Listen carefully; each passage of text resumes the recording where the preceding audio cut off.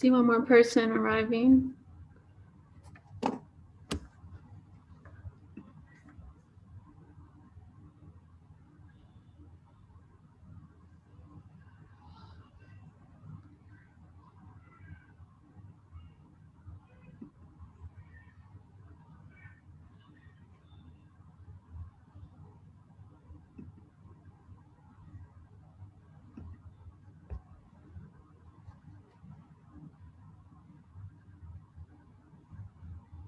Okay, I'm just gonna go run and get my copy of Robert's Rules just to see. Per Robert's rules, you can go ahead and have a meeting. You just can't vote on anything without a quorum.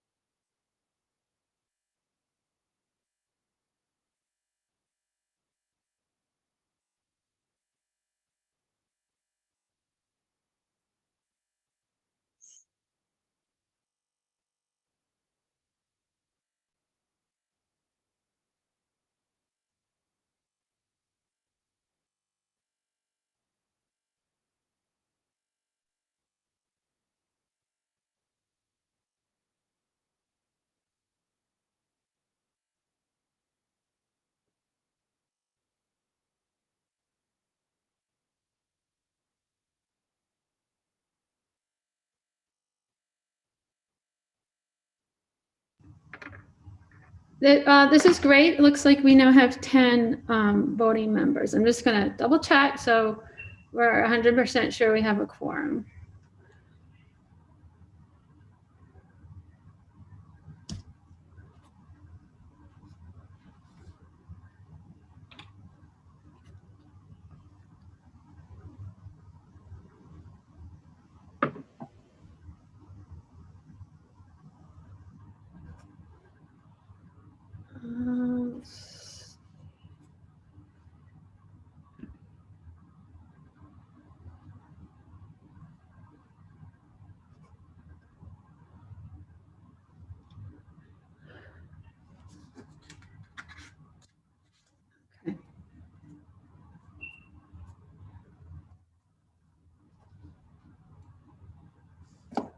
Okay, so we have a quorum of 10 members, and thank you everybody for showing up and being here and taking the time to work with the GAC tonight. And oh yeah, so I call this meeting of the Gift Advisory Committee to order. I do have a couple of quick announcements. So these are about updates that have been made to the website. So first, the last time we talked about updating the public address information on the website. We wanted to match current school board policy, which states that for meetings conducted via Zoom, members of the public who wish to address the GAC need to fill out the public address sign-up form 24 hours in advance of the meeting start time, instead of being able to sign up through the time of the meeting. And so that update on the public address policy has been made on our website. And then we also discussed last time adding email addresses to the list of GAC members that's on the website. And that list on the website has now been updated to include all your email addresses. And Marty Graham was also added to the list since he is officially a member of the GAC as well.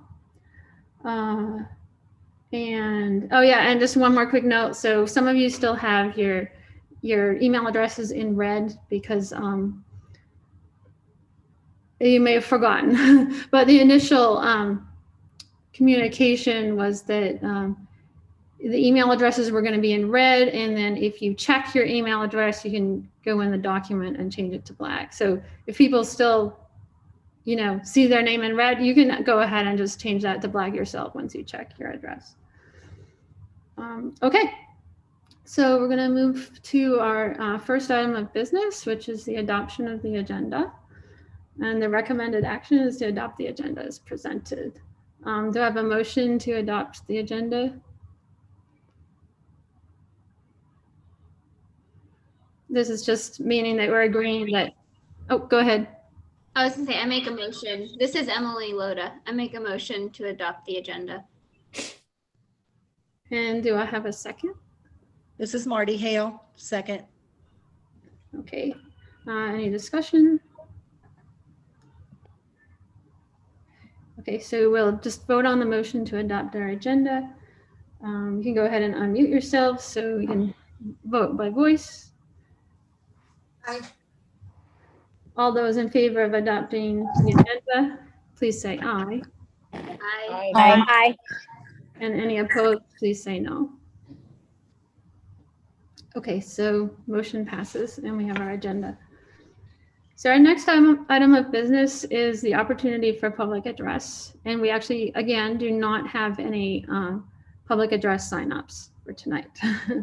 So I was told to just do a quick overview anyway, even though there are no signups. We'll just overview our policy.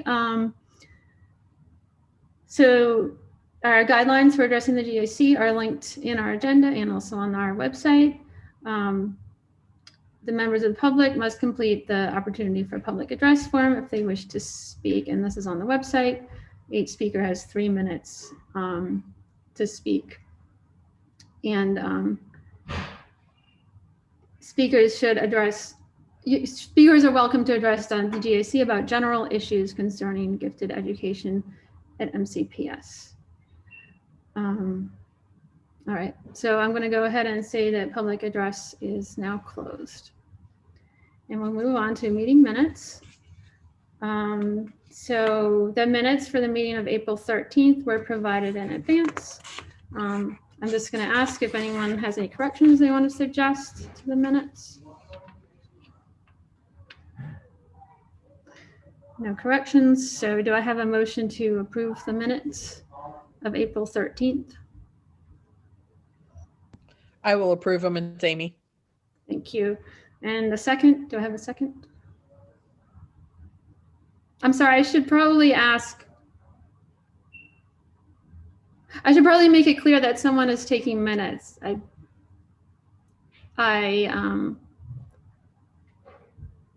believe Na is taking minutes. Na is taking the minutes tonight. Yeah. Okay.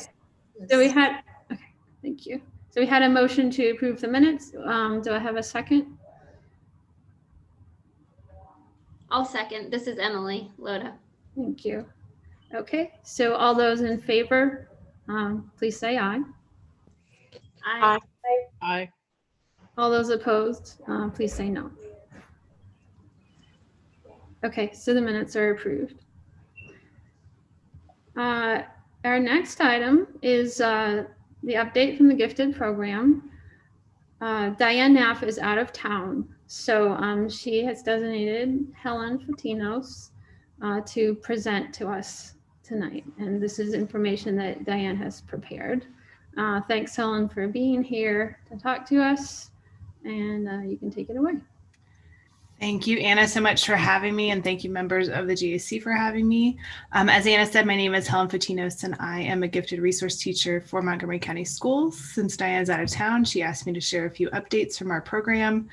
Diane apologizes for not being able to, for many of you not being able to hear her updates last month, so I will highlight some of the things she mentioned last month, and if you have any questions, please let me know.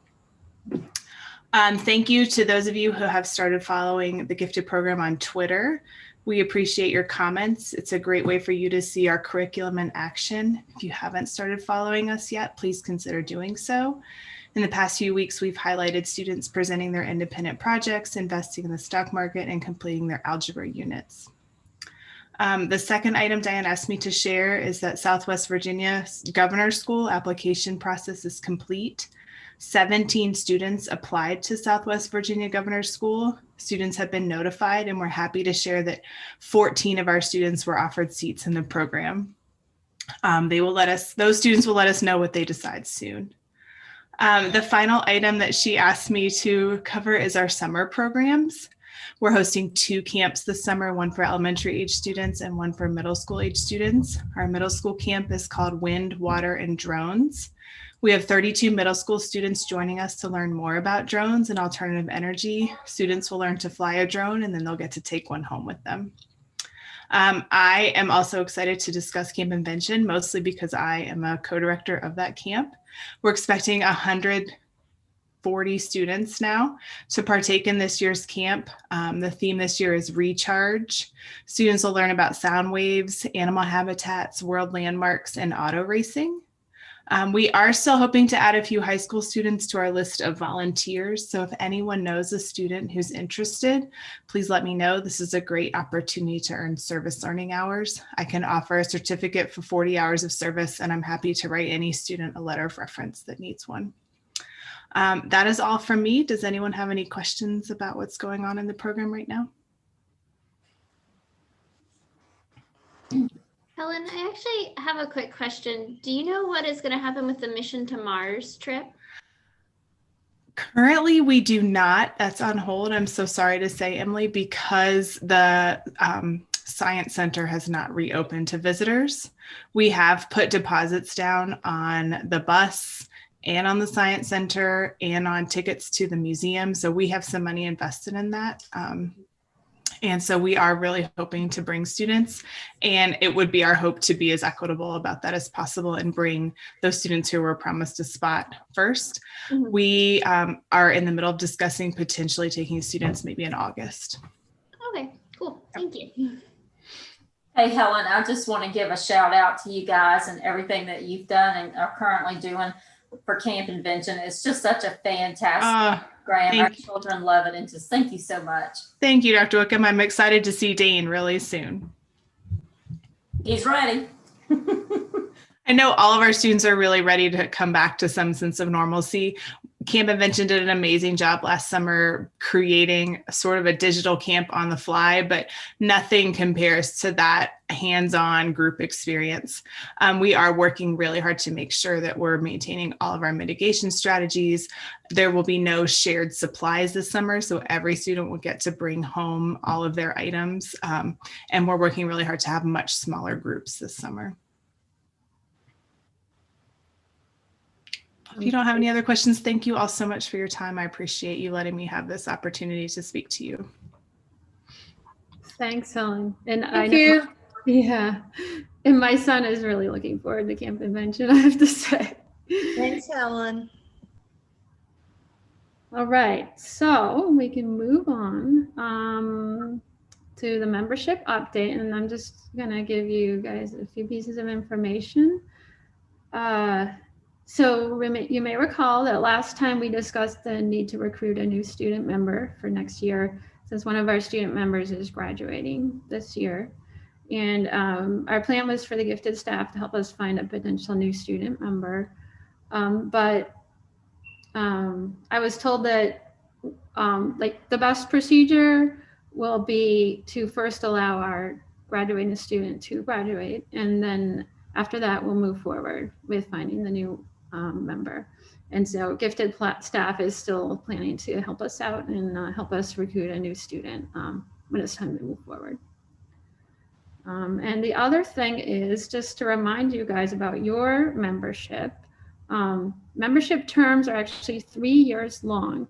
So everyone who's a member, everyone here, in fact, all the members of the committee were appointed this year in December, I believe. So your term, you have 2 more years on the committee. So your term will be ending on June 30th, 2023. That's just a reminder to everybody that we are going to be welcoming you back next year and expecting you to do some more work. And that's about all I have to say on that. Are there any questions? Okay. So now our big item on the agenda is our annual report. And as you know, we have a draft of the report that a lot of people worked on. And I want to thank everyone who either added text to the draft or commented on it or even just took a look at it ahead of time. Marty Hale, our vice chair, has generously agreed to screen share the draft so we can look at it as we talk about it. So what I have in mind is for us to have a discussion. So we'll have the draft in front of us and we'll have a discussion where we're going to hammer out our final version. So we need to get the final version hammered out tonight. And once we think we have it set, we will do a vote so that we will officially approve that version as the version that's going to be submitted to the superintendent and the school board as our 2020 to 21 GAC annual report. So I guess we're gonna jump right into our discussion. So Anna, talk about. I'll share screen. I'll try to, and then Amy is going to help me as far as what we'll do is we're putting up a live version of it, not the PDF, so that we can make changes as people decide what we should say, and then Amy will help me also with the typing. Okay, so let's hope this works. Here we go. So the first thing, overarching thing that I think we need to decide is how to structure it. So there were a couple of different suggestions for how to structure it. One suggestion was that we gather all the recommendations at the top of the document. So sort of have a page at the top that gives our recommendations and just designate the table as the place where we're talking about how the plan was implemented. And then the second suggestion was to actually put the recommendations in the table. And then the page at the top would either still include a summary of recommendations or not include recommendations, just talk about implementation. So I don't know, I don't personally feel too strongly about it. So if anyone wants to speak to what they prefer, you can go ahead. My suggestion was to do the summary at the top so that the columns aren't too lengthy. I think for ease of reading for our school board members, having a summary at the top is important. And then the fourth column should just be minimal notes. I don't think it needs to be repeated in two places. Okay.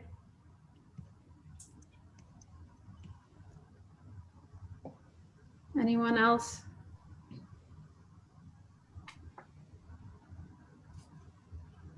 So,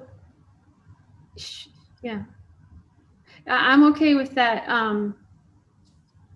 So let's try to structure it that way and see how it looks.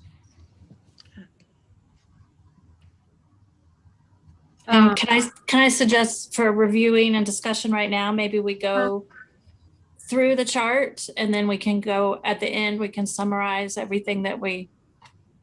Okay, that's a good idea. Sure. I'm good with that. Is it showing up on the No. I'm not.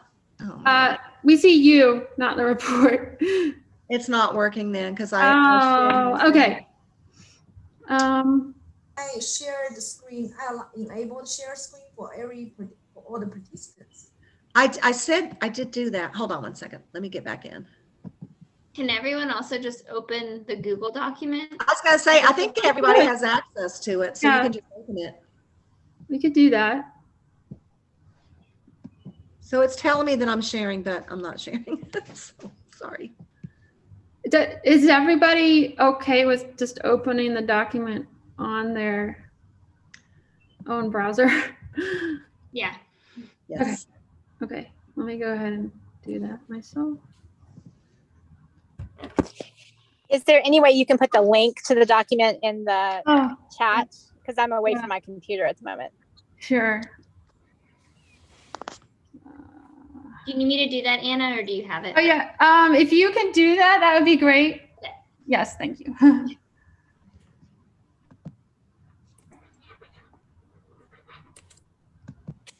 Thank you. No problem. Okay. It's the draft version, correct? Yes. Yeah. Okay. Sorry, I myself am kind of slow to get this up. No, my Chromebook might be a little slow getting everything loaded, but it's coming.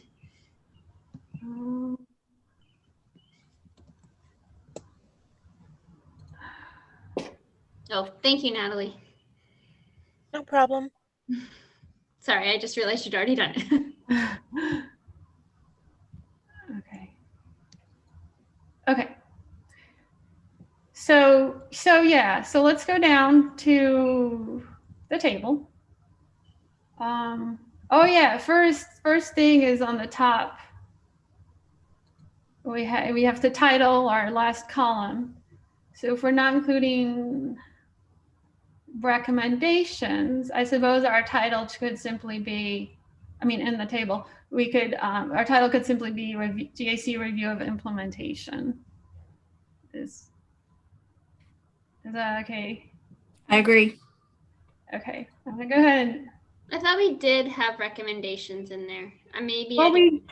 we do. So I think if I understand correctly, our plan would be to just copy and paste all the recommendations that are in there to the top. So like the text would still be preserved and just Okay. the location. Gotcha. That makes more sense. Wait, is someone, okay, I'll do it. I'm not going to worry about the highlighting and the color right now because I feel like I can just go back and fix that later. That's okay with everyone. Okay. And then we have, so part 2B, delivery of services. So in blue, we have yes, implemented in the plan is allowed by MCPS 2020-21 safety guidelines for students to return to school. So it's a little tricky. So, I mean, not tricky, but I guess the question is, do we want to say yes, like make a yes or no statement as to whether each goal objective was? I don't think that we can, and many of them we can't definitively say yes or no. That's why it needed to have review of implementation and comments. Oh yeah, I can add back comments in there. That's okay with everybody. I just put comments back in there. Good, thanks. Yeah, so I agree. So we can't just say yes to everything. So, so in my opinion, okay, and you guys don't need to do this, of course. We maybe don't say yes or no. We just put comments saying they did this, they did this, they did this, rather than saying yes or yes conditionally and yes except for blah blah blah. Does everyone know what I'm saying? What do you guys think? Like just to do comments instead of saying yes, or kind of trying to give a how much it was implemented. I see one person nodding. Sorry, I'm thinking. I'm thinking too. I mean, we could always come back to that. It's just something else that we have to decide on for each box. What? Right. I mean, I feel like it's a good thing to show yes when there is a definitive yes. You know, if there's some way to turn that into a comment rather than a bold yes, I don't know. Right, yeah. Because our program has done a lot of amazing things, even in a crazy year. So, yeah. Anna, I went through and I put the yeses. Mine is in blue. This is Amy. Because according to the thing, to the statement, it says that we needed to talk about the extent to which the plan the previous year was implemented. And since I have firsthand knowledge of it, of what all our GRTs are doing, I went ahead and I put those in there for us. So Okay. It could actually say, it could say implemented fully, or it could say implemented with exceptions or with addendums. So I think it can say, yes, implemented fully, or. I think this one was implemented fully. We definitely do that every August. So Okay. actually some in the spring and then in August. I'll go ahead and put that in, implemented fully. Can I take out the words in the 2020 to 25 gifted plan? Yes. Yes. So now, yeah, okay, good. Okay, I think I'm good with that one. I'm gonna delete my comment.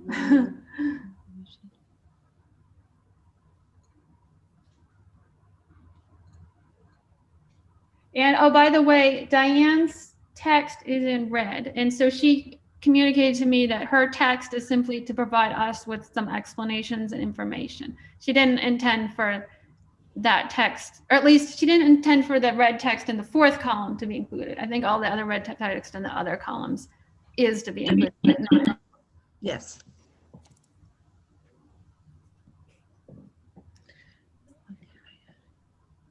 I mean, yeah, I agree about including positives. Which we did do that. Yeah, was only approved in November. So if we're going to go through, if we're looking at the goals and the objectives, and we're commenting on or reviewing the implementation of each objective, then we need to look to the first column. So if objective 1 did not relate to curriculum, and so that's why it's not listed, but we have objective 2. And so yes, that one was fully implemented. And then if we look down to objective 3, that was also implemented fully. Wait a minute, where is we? Hi, this is Marty. Sorry. I'll add the word fully. Yeah. Hey, this is Marty Graham. I think it might be a wise idea, since this was such an unusual year, in your top column there where you say GAC review of implementation and comments. I think it would be wise, since this is an official document, to mention something about the pandemic. Would we put that up in the executive summary at the top? It could be up there. I just think it needs to be noted somewhere. Agreed. Because fully in a regular normal year is different than fully in a pandemic year. Which at the top of this, with part 2 and goal B, it does say implemented fully as allowed by the MCPS 2021 safety guidelines for students to return to school.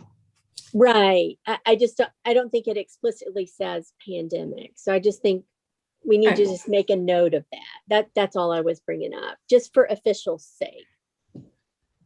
Should we say during the pandemic, or as related to the pandemic? Right here? As related to the pandemic. And you could say, COVID-19, so that 100 years from now, right. Won't go, which pandemic was it? Hopefully it will still be memorable. Oh, God. Hopefully it'll be way in the past. Yeah. Yeah. All right. That's all I wanted to make sure we noted, just because things are going to be different between last year and this year and this year and next year. Can I ask, is the safety guidelines for students to return to school, should that be capitalized? Is that a document that, or some kind of official proper noun? Well, it was our return to school plan that Okay. Mr. Garrettson put together with administration. If you wanted to, you could go back and link that in. I think that'd be a great idea. Can I do, and I'll do a note there and then. yeah, and just get with Mr. Garrettson. He can give you Okay. exactly where it's at. I'll do that in red so I know. Okay. Okay, Thank you. you're welcome. Okay, sorry, I didn't mean to interrupt. I just felt like that was important. Yeah, that's good. Okay. So let's see. So I feel like a lot of the comments,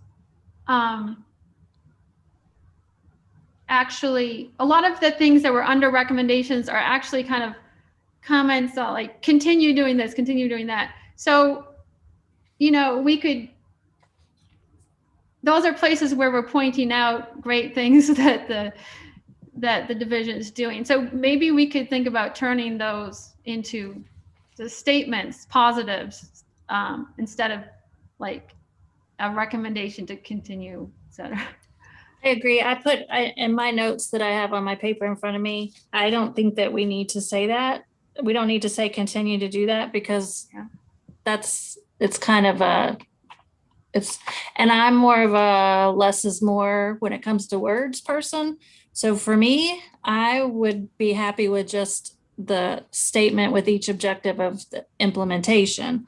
So I guess, it's everybody else will how much detail we need, but just repeating and saying continue to do this, because it's a plan that's set to go through 2025, then it's already a done deal that we're going to continue to do this unless we update the gifted plan. Right. I agree, Terry. Was that Terry? Yes. Yeah, I agree with you. So then, for example, building administrators continue to cluster students within their classrooms. That's already part of that's the objective. Oh, yeah. So you would be an advocate for just removing that text since we're saying, yes, it was implemented. Yes. Are we gonna, so I'm just looking at this and I'm not sure how the table's running here, but is it necessary to say specifically, if we're talking about delivery of services, for example, do we say goal B was implemented fully or partially or whatever? Do you know what I'm saying? Like, so that it lines up, so that column 4 lines up with column 1 and it's clear what we're talking about. Does that make sense? I understand what you're saying, Marty. And I do think that we need to be specific about which objective we are referring to. So if it's not, but I think that the way the gifted staff has it is that there's different rows for each objective. So this first section is all referring to objective 2. Okay. Goal A, objective 2. It came out a little weird because there's just so much stuff. Okay, I see. All right, perfect. Good. And if there's a specific comment on something, I guess we just make that clear too. Yeah. Okay. Because when we get down to objective 3, it's in a different row. Okay, good. Or yeah. It just takes 6 pages to get there. Yeah, I see it. Okay, thank you. okay. So I'm still feeling a little iffy about taking off all those continues because then it's like, because they're kind of like pointing out positives. And so if we take them out, then we're not like putting text on the positives. So everybody thinks that's okay. Well, I think that we've said that this school year, 2021, it was implemented fully. Okay. And so at the top, our recommendation is going to be to continue with the gifted plan, which we have written into the 21-22 school year. Okay. So then what are we, so from this first box, we're taking out the first bullet point about clustering students we're taking out the second bullet point about clusters will be developed using student data and cluster teacher documents. Mm-hmm. Okay. And classroom teachers need to be asked if they would like to have the gifted cluster. I guess that was already in the next steps. So we take that out? Yes, because it says Okay. the staff recommendation is to consult teachers. Okay. What about the next one? Cluster teachers need to be made aware of the additional planning and communication that comes with the assignment. That it doesn't need to be stated in this fourth column, because in this column we're reviewing the implementation. So you would consider this one a recommendation? Well, I don't know that the gifted advisory committee needs to recommend something. Yeah, that they're already planning to do, I guess. Yeah. Okay. I think we can take out Diane's stuff too, because that was just a comment, the red. I think so too. If anybody she doesn't object, I'm going to do it. Yeah, she just said, so she was just commenting. Okay. Okay, so I'll take out the cluster Well, the teacher. only thing I would say about like the cluster, the one you just deleted. Yeah, I just put it back. No, it's okay. Are they all, I mean, I guess that's more a building level thing. It's not a GAC. I mean, you would think that it would be communicated. I feel like it's kind of appropriately. I mean, that's like, you would think that's kind of stating the obvious. So yeah. Emily, it's Amy. It's also something that the principals need to do. It's not necessarily the GRT's job. Exactly. Right. Yeah. I mean, it's not, I don't think the GRTs have any control. Well, I mean, I'm sure you probably get input, but in a sense, it's a principal. I don't know if, correct. And in the second column, it says that principals receive cluster grouping guidelines from the gifted administrator. And in those guidelines, it outlines what's expected of cluster teachers. Right. Okay. So it's already in there. It's redundant to have to say, okay, thank you. And we meet with them also. So we meet with the principals and talk about it. So yeah. Okay, I am deleting it. Okay. The next bullet point was actually, it was a comment by one of our members, and I made it into, I just added it to the text to make sure we didn't forget that, to consider that comment. So it says consult with teachers who are being considered as cluster teachers before the summer begins or a few weeks before school starts so that they can make plans ahead of time for their required training. That, I think, and I would think recommendation. I mean, I think like they do class placements like now, usually. Okay. So I think that is usually clearly communicated. You think that's already? Yeah. I mean, my personal opinion from what I've seen in the schools, every school is different, so I don't know, but I would think that teachers are well aware, even long before a few weeks before school begins. Okay.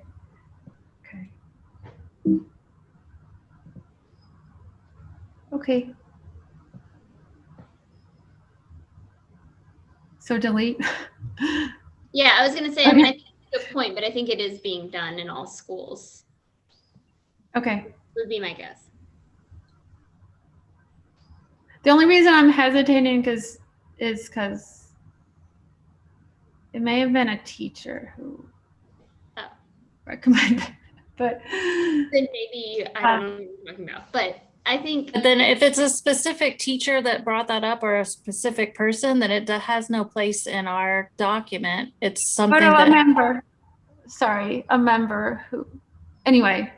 Yeah, and I think maybe it was made because somebody suddenly made a transition or something, and a teacher who wasn't planning on it got that cluster because of like movement, sometimes switch positions in the summer. But right. I think in general, it's already happening. Okay, I hit delete. Well, it's in column 3 also. So. Okay. Yeah. Recommend that GRTs have back to school materials for parents. That is happening. Okay, I will delete that.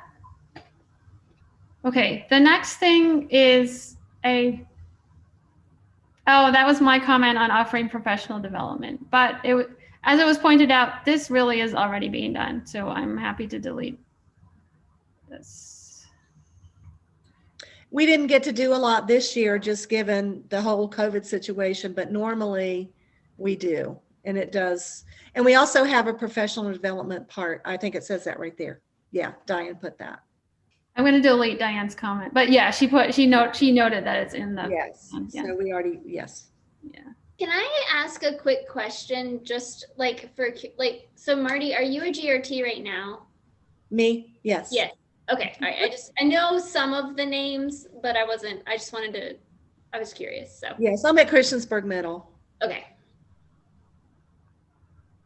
Okay. The next was also in my comments. I deleted it and rewrote it. Maybe we can just look at the rewritten thing and see what you guys want to do. Diane's comment on the comment was that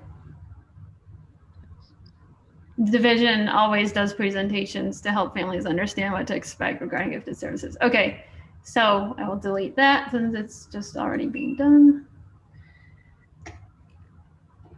I guess the new part of my comment, original part of my comment, which is here,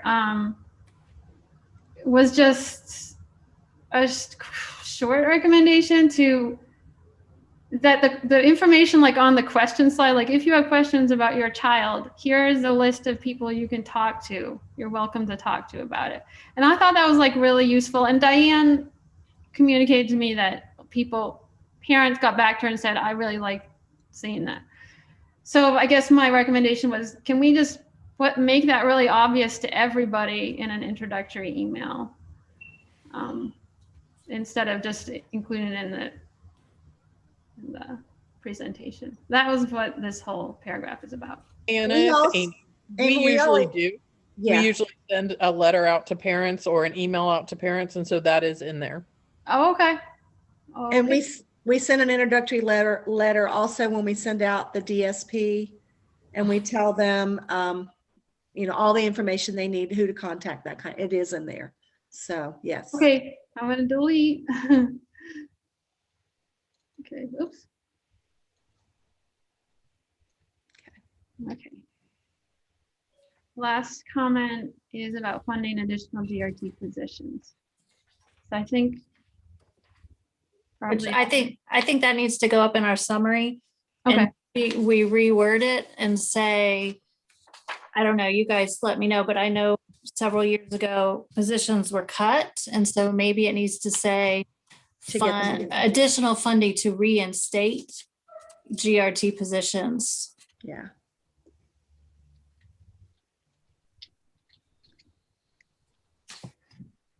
Because we need to keep reminding the school board that those positions were lost and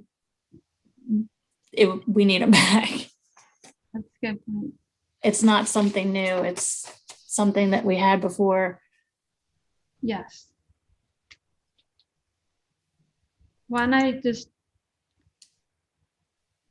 And I know their hands are tied by budget constraints in some way, but I think just they are a reminder of how helpful it would be.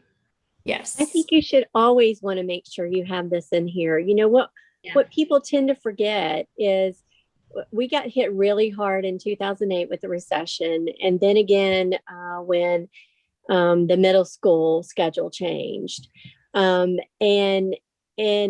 the thing is, we aren't even back to the number of teachers that we had before the recession.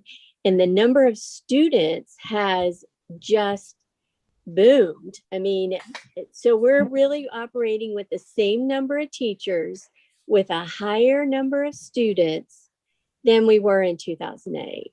Yes. So there's a lot of positions that we need to reinstate. And it will not be a quick process, unfortunately, especially after, this pandemic year hit us pretty hard. We only got $500,000 from the Board of Supervisors, and we're usually getting in the millions of dollars. Oh. Yeah. Wow. Yeah. Yikes. Yeah. So anyway, just to put it in perspective, but I think you should always have that on there. It should be a staple on every annual report, And until we get to the level we need to be at. And not in an obnoxious way, but just in a reminding, like this will help better meet the needs of our students. Right. And you can even, add in there specific information about your current ratios.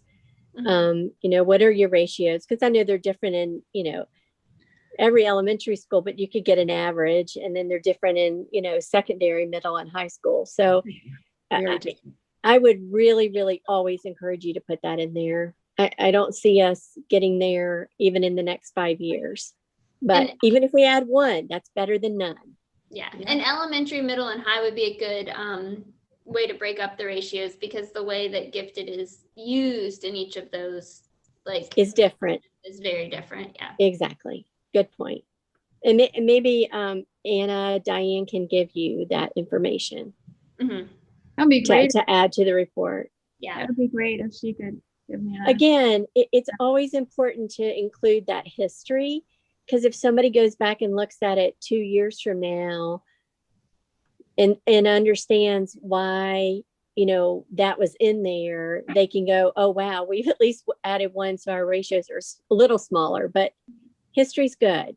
Yeah. Okay. Okay, so let's move to the top for now. We can go on to objective 3, provide rigorous language arts curriculum to students gifted English students of William and Mary language arts model. Anna, this is Larissa Richards. I'd like to interject before we move away from that section. Okay. I would like to say that I was not the person that gave feedback with those top 3 that we just deleted, but I will say that reading through those, I think that I stand with whoever gave those recommendations, because it was a very difficult year receiving gifted education for my elementary school student. And my GRT, I met with her, Angela Smith. She's wonderful. She helped me work through it. She worked with the classroom teacher to work on some things, but it makes me wonder if other classes then were experiencing what we were experiencing with too much at too high of a level. And when I was reading those top 3, I kind of felt like it was speaking to that the services were off in the elementary level specifically. And it wasn't the GRTs necessarily, but I really felt like those 3 bullets were speaking to the coordination between GRTs, teachers, and parents. And I think that obviously the online environment and the at-home environment was definitely the issue, because usually you have an experienced teacher teaching those gifted things and not a student working through it on their own. And that made a huge difference to the learner. And I'm wondering if maybe we delete those items, maybe we could recommend something else instead to kind of lean into, if we do go on lockdown again next year, we will have online students. We do have students that are remote that I'm assuming are going to receive gifted services. And maybe to have a survey go out to the parents to find out what worked and what didn't work and why it didn't work. So there's those adjustments to that environment, because I don't know going forward that it's going to change, if that makes sense. Larissa, I like your idea, and I appreciate what you're saying. I think that the gifted staff and Helen, who's here, can share with the staff that's not here, because there usually is a survey done at the end of every year. And so it would be good to have specific questions about remote learners. I don't know that it needs to be on this document, but I think it's good to share what you're saying with the gifted staff.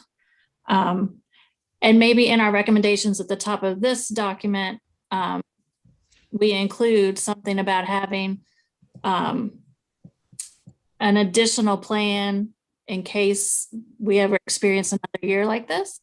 I know in the special ed department for IEPs, they've had to write specific goals for hybrid and online learners. And so maybe that's something that the gifted staff, or that we could put on this document, saying as a recommendation in case there's another COVID or a pandemic.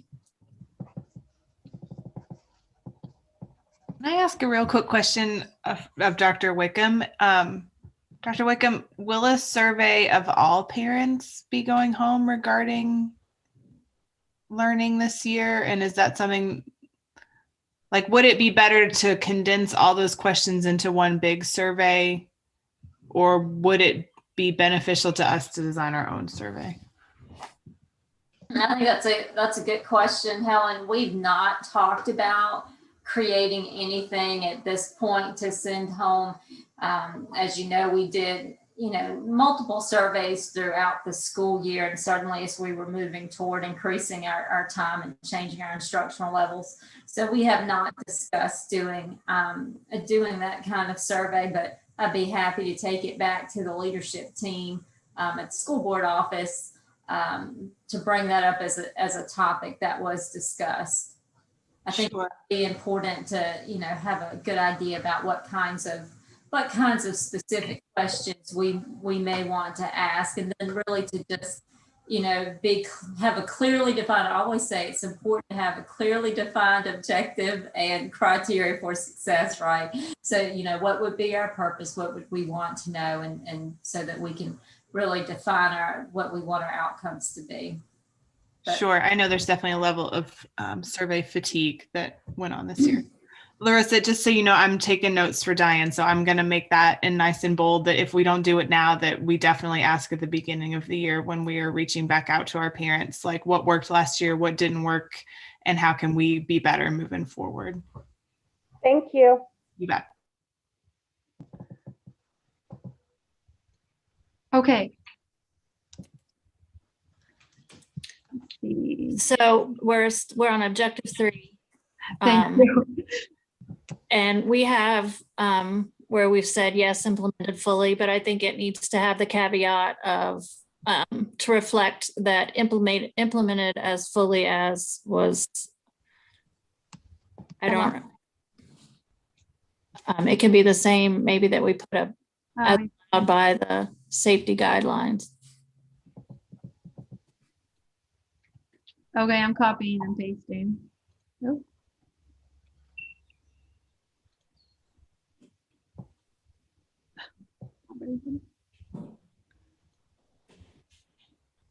Okay.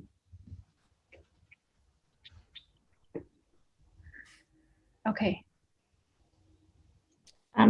Because of the return to school plan and the different levels of services, I know that there were some time constraints in classrooms, and so that plays into the implementation of the gifted curriculum. Oh yeah, definitely. Yeah. Okay, so our first bullet point is continue, so I guess I will delete that. Create additional and push out current novels. This is sort of just saying, it's a kind of another continue, because are people good with deleting that one? Yes. Or, it already says that in number 3. Yeah. Yeah. So yeah, I think so. And GRT support at cluster teachers, that always happens.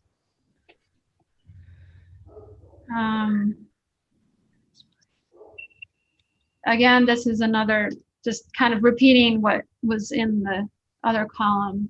I guess I'll just delete it. Am I going too fast? That's good.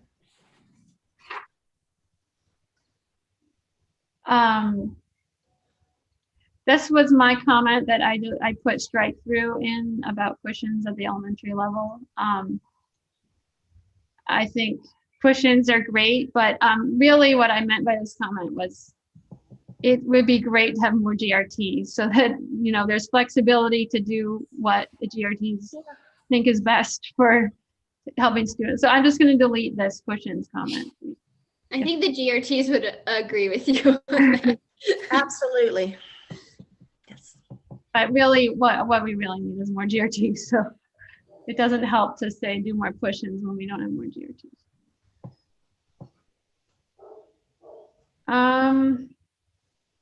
Oh yeah, and then Diane's comment we can delete. Okay. And that goes back, Anna, what you just deleted to where you said is implemented as fully as possible. Because Yeah. Yeah. Okay.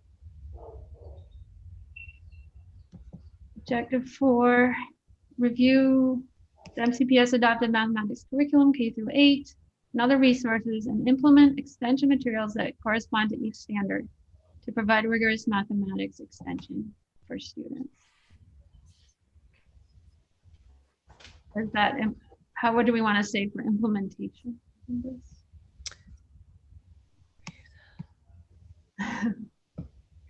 I don't really know. Well, so the objective was to review the adopted math curriculum, and so that was completed. I mean, that was finished. Yes. Okay, so that was completed.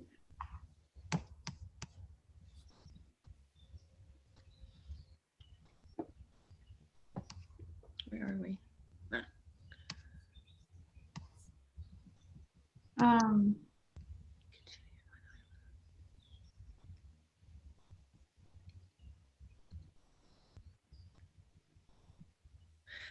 I think in column 3 for the next steps, it does say that.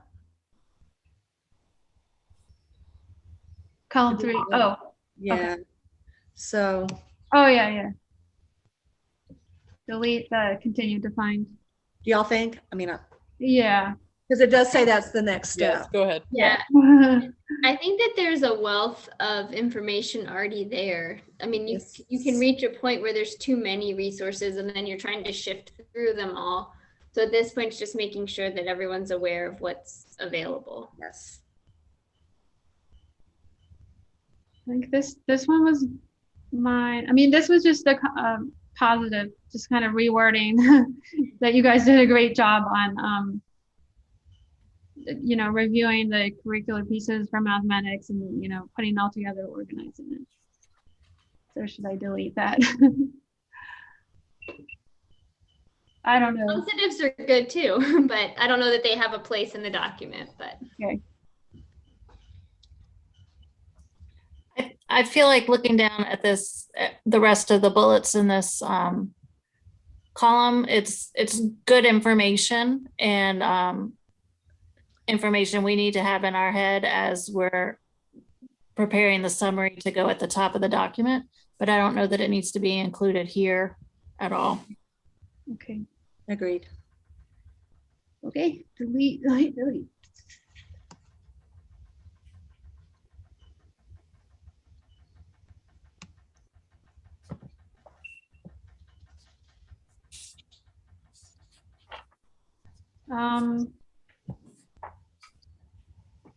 And I spoke with Diane about some of my comments. I made the ones in pink, and they can, for the most part, be deleted because I realized that's more committee work, like committee commentary, not gifted plan commentary. So. Oh, like specific things. I know. Yeah. Like you're working hard on it. Next goals and things like that. So not necessarily here. Okay, so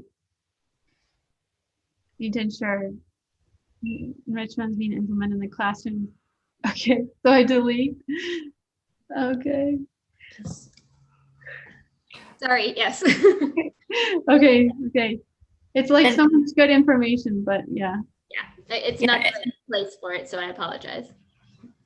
Emily, I'm glad that it was there. I think it was good information for all of the GAC to see, since we aren't part of the committee work. So thank you for putting it there. But but now to clean it up. Yes. I feel like I should have saved it. Well, I guess we can, like our initial draft of this, but we have the PDF of it. If we want to go back. Okay. Yeah, we do. But also we weren't able to have an in-person meeting and like converse on a lot of this stuff. So in a way, like the document is a conversation where everyone's making sure that they see what is and is, for the most part, what is being done. And I think it's good. It's good. I think it was really nice for me to see everything. Yeah. Okay, objective 5, increase participation of middle and high school gifted students in advanced courses and programs. I guess column 3 gives what next steps are, what division's planning to do next. And it goes back to the information that Helen shared from the gifted staff at the beginning of the meeting. Yes. So I think that this objective was carried out as well as it could have been this year. Okay, so keep the yes. All applications. Should we still put in the part about COVID? Or I'll just say yes. Review the process for applying. That's already in column 3. Review the process. I'm deleting my strikeout comment because I reworded it below. Division plans to collect data. That's from column 3. Was there a reason that this is Carl, someone wanted to review the application process for governor's school? I think this was I think this was part of driven by the gifted department. It was part of their goals and objectives. I think it might have had to do with equity. It's and then the third column of objective 5, the next steps are to examine the application and selection process to ensure that it's equitable. What prompted someone to want that? I mean, looked at the process and seen that it needs revision? I think that it doesn't say it needs revision. It's set by the state. The state does all the applications. All we do is review them. And I don't think that we've said that it needs revision. Right. The staff said that it's So what's the rationale for it needing review? I'm just curious.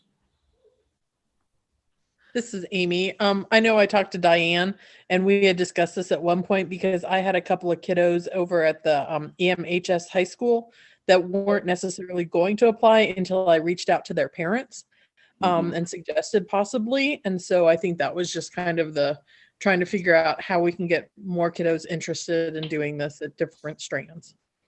Oh, I got you. Yeah, I agree, because we certainly get less from Eastern Montgomery High School and Auburn, and actually almost never, except for this year, we finally got some from Blacksburg High School, but hardly ever do we have kids from Blacksburg High School. Most of the slots wind up going to Christiansburg because that's where the largest number of applicants come from.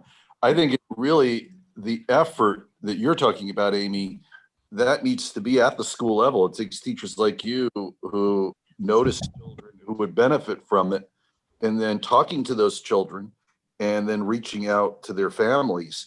I don't know that has much to do with the application process as it does more like the recruiting, if you will, at the school level. Yeah, I sent several emails to moms and they were like, oh, thank you. They didn't even know. You had 2 this year then, right? I believe so. I think I know I reached out to 2 or 3 and I know we had at least 2. Yes. Yeah. We saw that for sure. Anyway, I was just curious.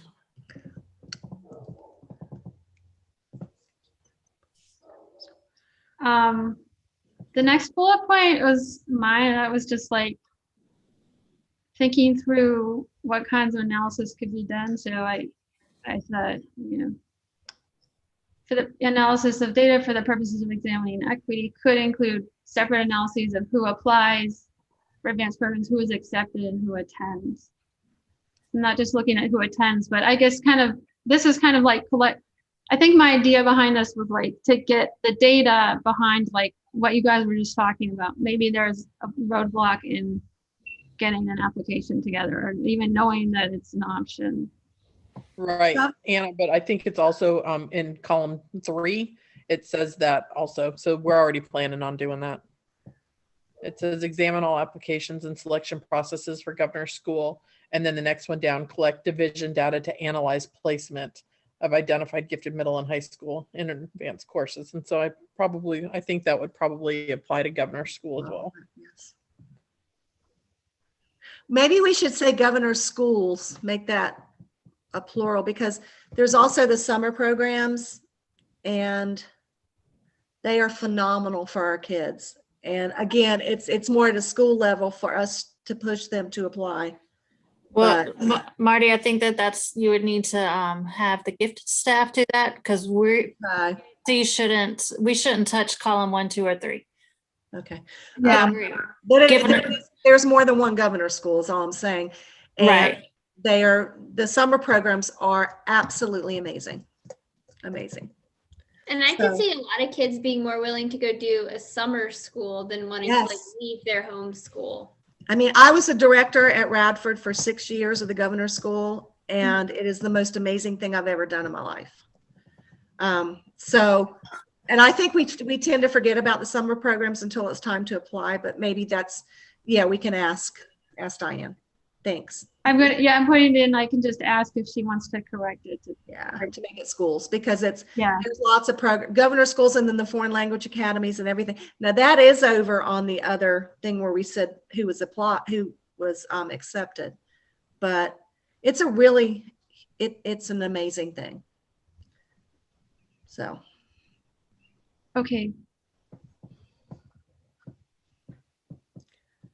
So, okay, and then this was mine again. Investigate the causes of any equity issues and usage of advanced courses and programs and steps that could be taken to address these issues. And Anna, in my notes for the summary at the top, I copied and pasted that. So I think we need to include it, but up at the summary. Yes. Okay. I like that. But not include the first bullet point. Okay.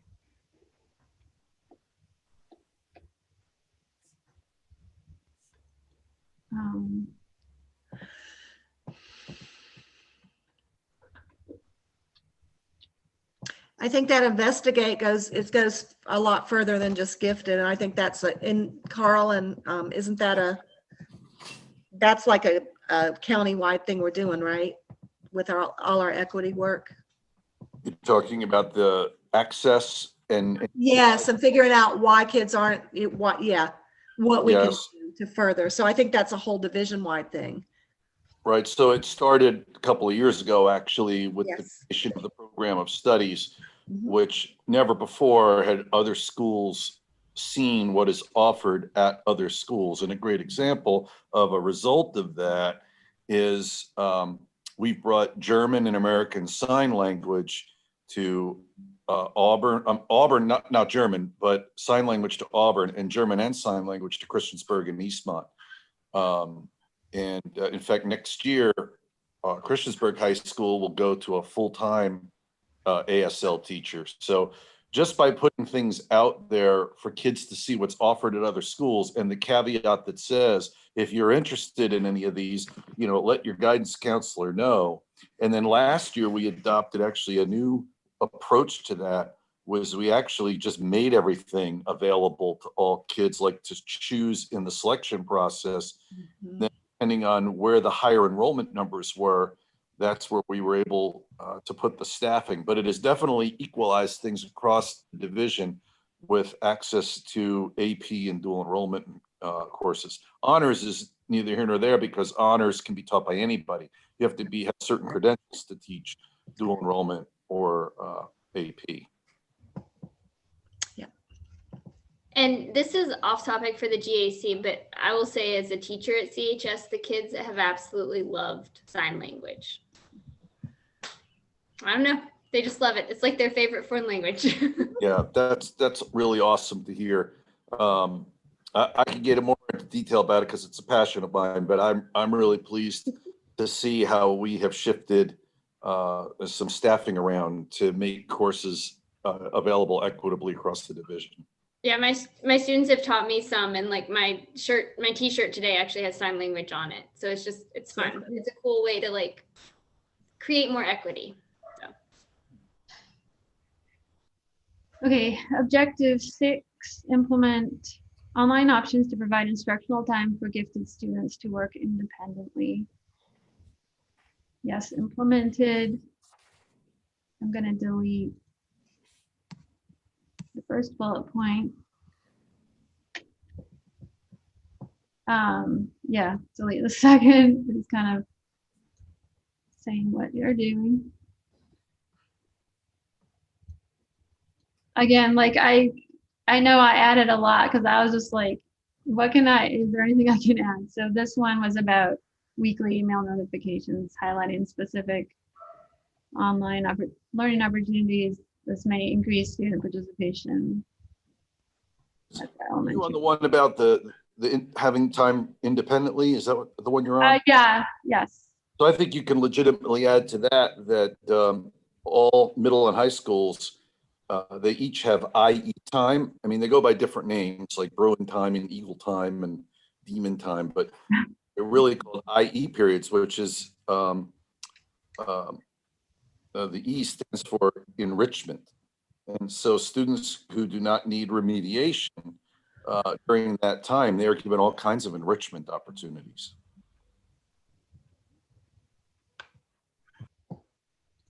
I think that's something Diane would have to add if we want to put it in there. I mean, do people want me to ask Diane if she wants to include something about that, or should we just? I think, I mean, the gifted staff can chime in whether or not they think that that needs to be included. I feel like it's honestly can be different at different schools depending on how that time, like I know Leslie's got 2 right now at Blacksburg. I've got 1, but I don't know. And Carl, how's it going to look next year? Or does that matter on this report? Like, will it be tied in with lunch? Yeah, and actually I just went back to the doc. I keep flipping back and forth. It says online opportunities, doesn't it?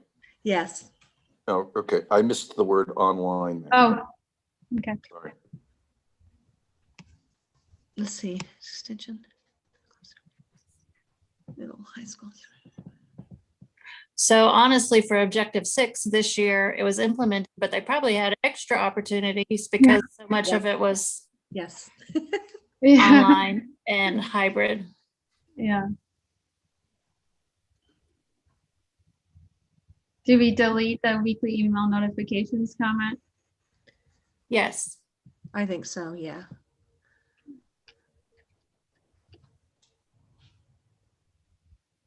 Is it okay just to leave it like that? Yes, implemented, or do you guys want to add?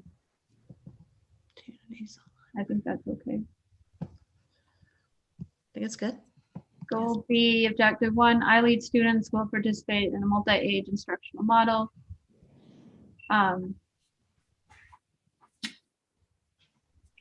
I like the orange text here. Yes, modified implementation due to COVID restrictions for small groups. I think that helps make us, honest and transparent. Everything was modified this year. So yes. I think it's important to note that. Yeah.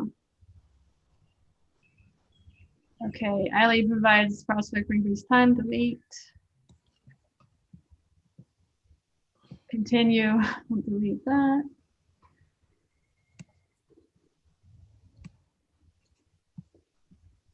communicate with parents via email, newsletter, and presentations with question and answer periods on the iLead service model. This will increase buy-in from parents. Many division parents are still in the dark on exactly what iLead will mean for their students and how implementation will look. I agree with that sentiment. I know Diane, oh, go ahead. Well, my comment is below it that since iLead, as it's implemented, then it's communicated with families. And I was just going to add that I know that at my school, we were supposed to implement this year, and because of COVID, we were not. So my families don't know a whole lot about it, just a little bit I shared previously the year before. But next year when we go full throttle, then they will have a better understanding because I have to let them know. And I guess just like as a person who wrote half of that comment and a parent at a school that is supposed to get it next year, I haven't heard a single thing. And that could be a reflection on our GRT. I don't really know, but I haven't heard anything. And I feel like now is the time when a lot of families are looking. I mean, I have one child who's heading into middle school. We've made a lot of middle school decisions, you know, like things have been put in place. So I feel like a lot of families are already looking, like it's just now is a good time to ease some concerns. I've heard amazing things about iLead, but you know, there's also concerns, and a lot of it has to do with how it's implemented and who's going to be implementing it and things like that. So the more communication and the more the gifted department can like push their GRTs to actually communicate would be great. Well, I think that okay. I'm just going to address that matter at the elementary level and in terms of the iLead program and what we're kind of dealing with. The program really is somewhat guided by the master schedule and the class roles, right? So GRTs have to wait for their principals to create the master schedule and to create the class roles. And then the number of students that you have at each grade level who's been identified as gifted plays into that. So while the principals do have a deadline for which master schedules are due, they're also waiting to see, okay, I've got my draft of my master schedule, but what's lunch going to look like next year? What are our mitigations going to be next year? So this year, things are a little bit further behind than where we would like for them to be, but there are all these complications.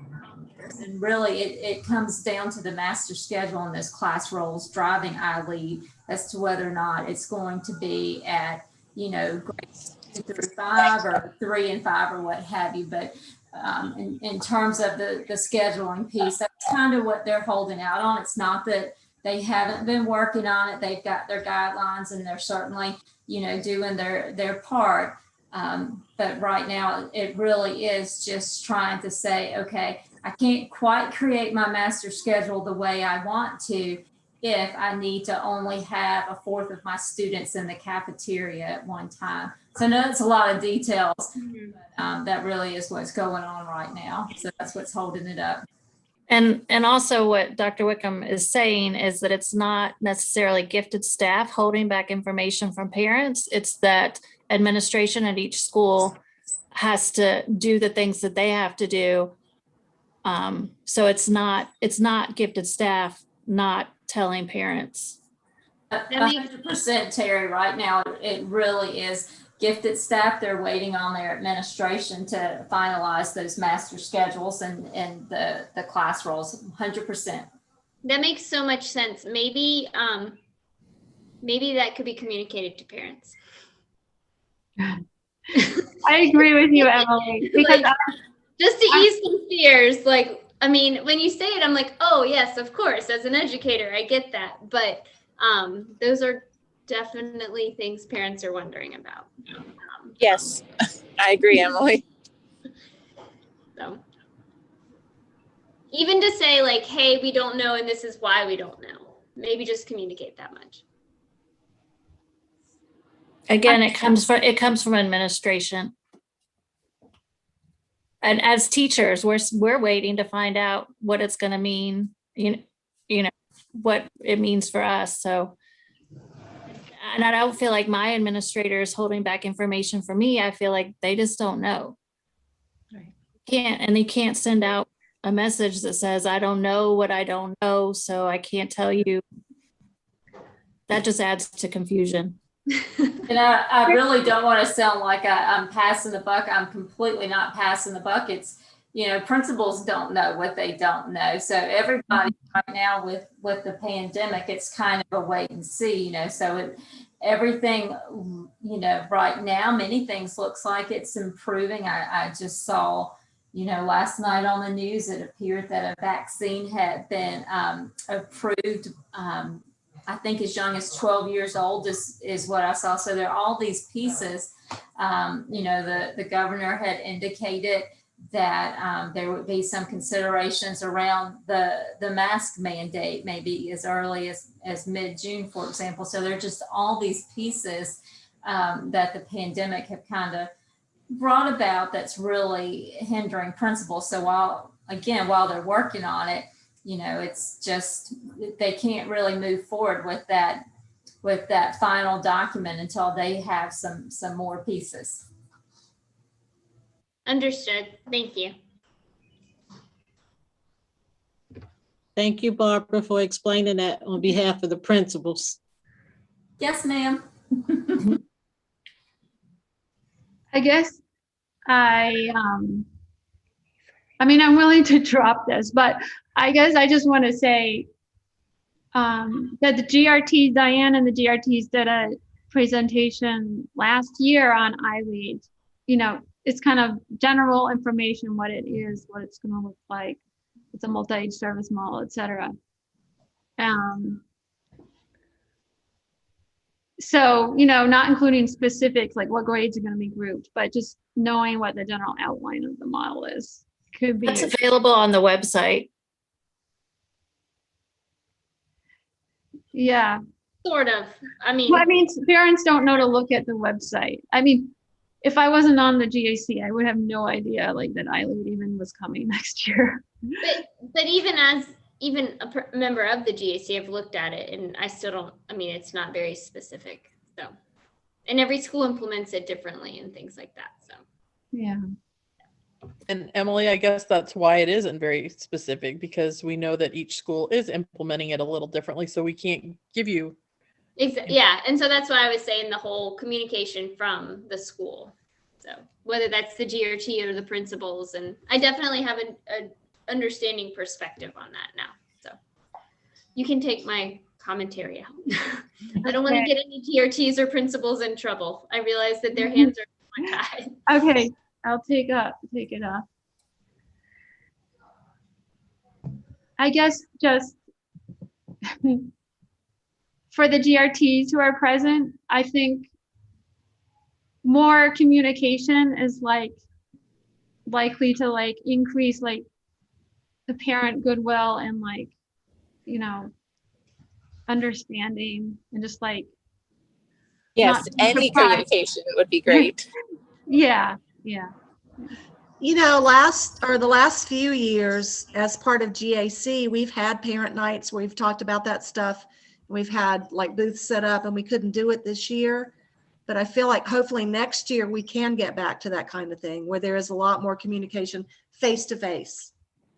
We had at least 3 parent nights throughout the year, maybe 4. I think, I think that's great. But I also think having a presentation sent by email is also useful, because not everybody's going to take the effort or even be able to come, You're right. But I guess what I'm saying is I feel like communication, once we get back to some kind of normalcy, it should increase so that there's lots of layers of it. So sounds good. Okay, let's move on. Again, I think that everything below the yes can be deleted. It's all just information that we've had the opportunity to read. Wait, where am I again? Goal B, goal. Objective 1, goal B. Okay.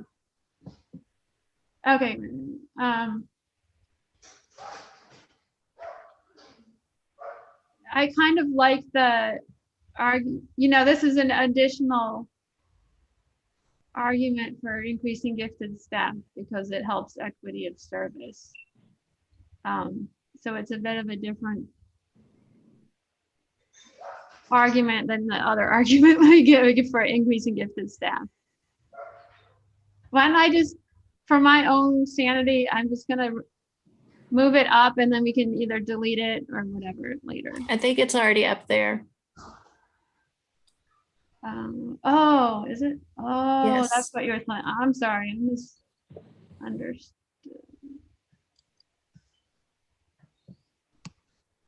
Okay. I'm not sure if it is exactly. Anyway, I'll just. Okay. Let's move on. I'll move it up just for my own sanity and then we can quickly delete it later. That's what we need.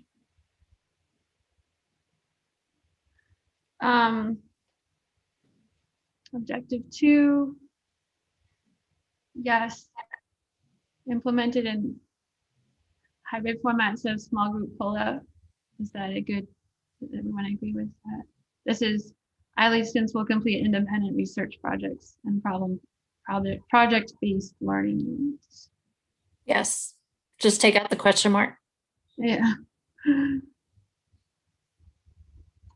And the recommendations are continue, so we're deleting that. Okay.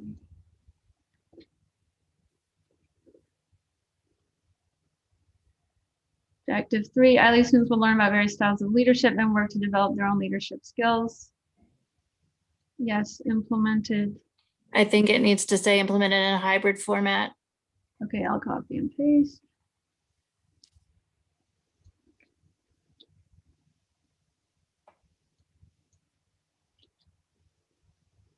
Continue to develop. Delete that. Communicate to parents the connection between leadership and giftedness. I like that. Well, I think we've already discussed that. We agree that, and we're hearing from parents, it's important to communicate. It doesn't belong here in this column. Well, I think it's a different, so I made the comment, that comment is, communication is important, as far as what is ILEAD is, but what does being gifted have anything to do with leadership? I understand your question. I'm looking at the clock and it's not part of what we need to do right now. I think that maybe gifted staff can follow up with you specifically. I do think that this information is on the ILEAD website, which is linked from the gifted page. Sorry. I mean, I have read the ILEAD gift, the link. And I think it is, I don't know if it's covered. I mean, but I'm just saying right now, this is not part of we have 25 minutes left. And so this doesn't need to be part of our discussion. Is what I'm getting at. I think it's a widespread concern that our children were identified in reading and mathematics skills only, and and it's not the only component of ILEAD. I think there are many amazing things about ILEAD. I just don't see what leadership has anything to do with giftedness. So I do think it has personally, I do. Emily, I'm not sure if you saw Helen's comment or not, but she said that she has all sorts of research available and she is willing to share that if you just reach out to her. And Helen has eased many of my fears. I will put her up on a pedestal, but just communication as to why that's such an important part, because it is. I mean, I don't think we can deny that that is a huge component of what our elementary level gifted program is leadership skills.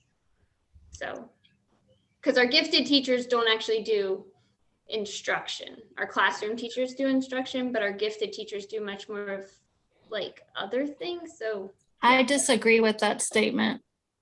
no, it's actually in the plan is that the classroom teachers will implement differentiation, not The plan also says that gifted teachers, the gifted resource teachers have a curriculum which they teach. And then, I mean, that's what we're reviewing right now.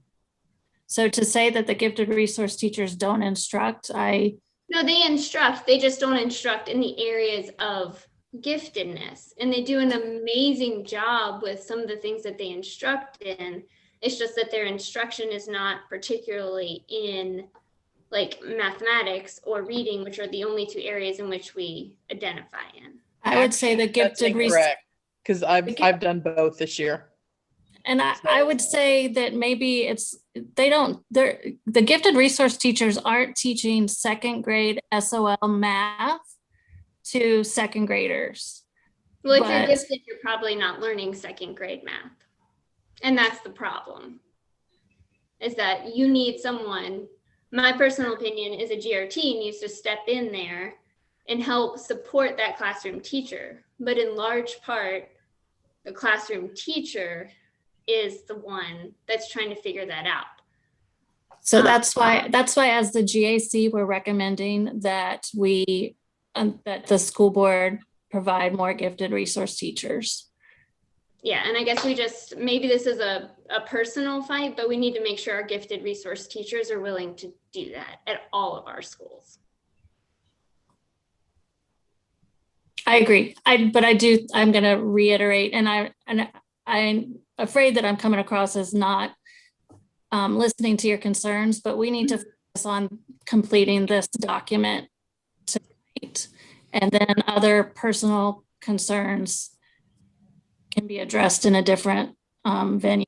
I think the issue is it's not just the personal concern. Like I have the same concern. Like I think there are many parents who would benefit from. Okay, but that's going to be in our recommendation. Right now we're looking at was this objective that was in the gifted plan implemented this school year? So you're okay. I think the GRC's recommendation is why is leadership important in gifted education? Because really being gifted, being smart has nothing to do with being a good leader. There are a lot of people who are of average intelligence who are far better leaders than gifted students. And then I see huge benefits to like leadership. I have a minor in leadership. Like I'm not clueless on leadership. But as far as like, why is that such a building block of our gifted education? So maybe we can put in our recommendations that the gifted staff publicize the research based that they have for why this curriculum is implemented. Maybe that needs to be one of our recommendations. But okay. And that's what I said, communicate to parents the connection between leadership and giftedness. I mean, that's exactly what I'm saying. And Helen even said she'd be happy to share it. So I think that is a recommendation. Like parents are concerned about that. Like, how's that going to help my kid? And that is a widespread concern. And I guess I'm feeling stressed because I'm afraid we're not going to have time as a group to work on our recommendations because we need to get through right now the implementation before we can even get to the summary of recommendations. Okay, we can try to. So we need to move on. I agree with Emily on that comments. I'm sorry. I think it's the two accounts. Sorry about the noise. I agree with Emily on her. Sorry, I had to talk on this account, but that's really a widely spread concern for many parents. They will think, why my kids are not considered as like a leadership group to be trained or to be cultivated in that direction. So I think that may put a gifted group or student in a pretty it's in an awkward position. So I think I agree with Emily, and hopefully this can be addressed in the annual report. Thank you. Sorry. So long. Well, this is Marty Graham. Let me add some stuff to this. First of all, as I've even said on the dais, I think iLead is the wrong name for this program. It's not just about learning how to be a leader. It's learning how to connect those things together, how to not build leadership skills, but become a leader of your own.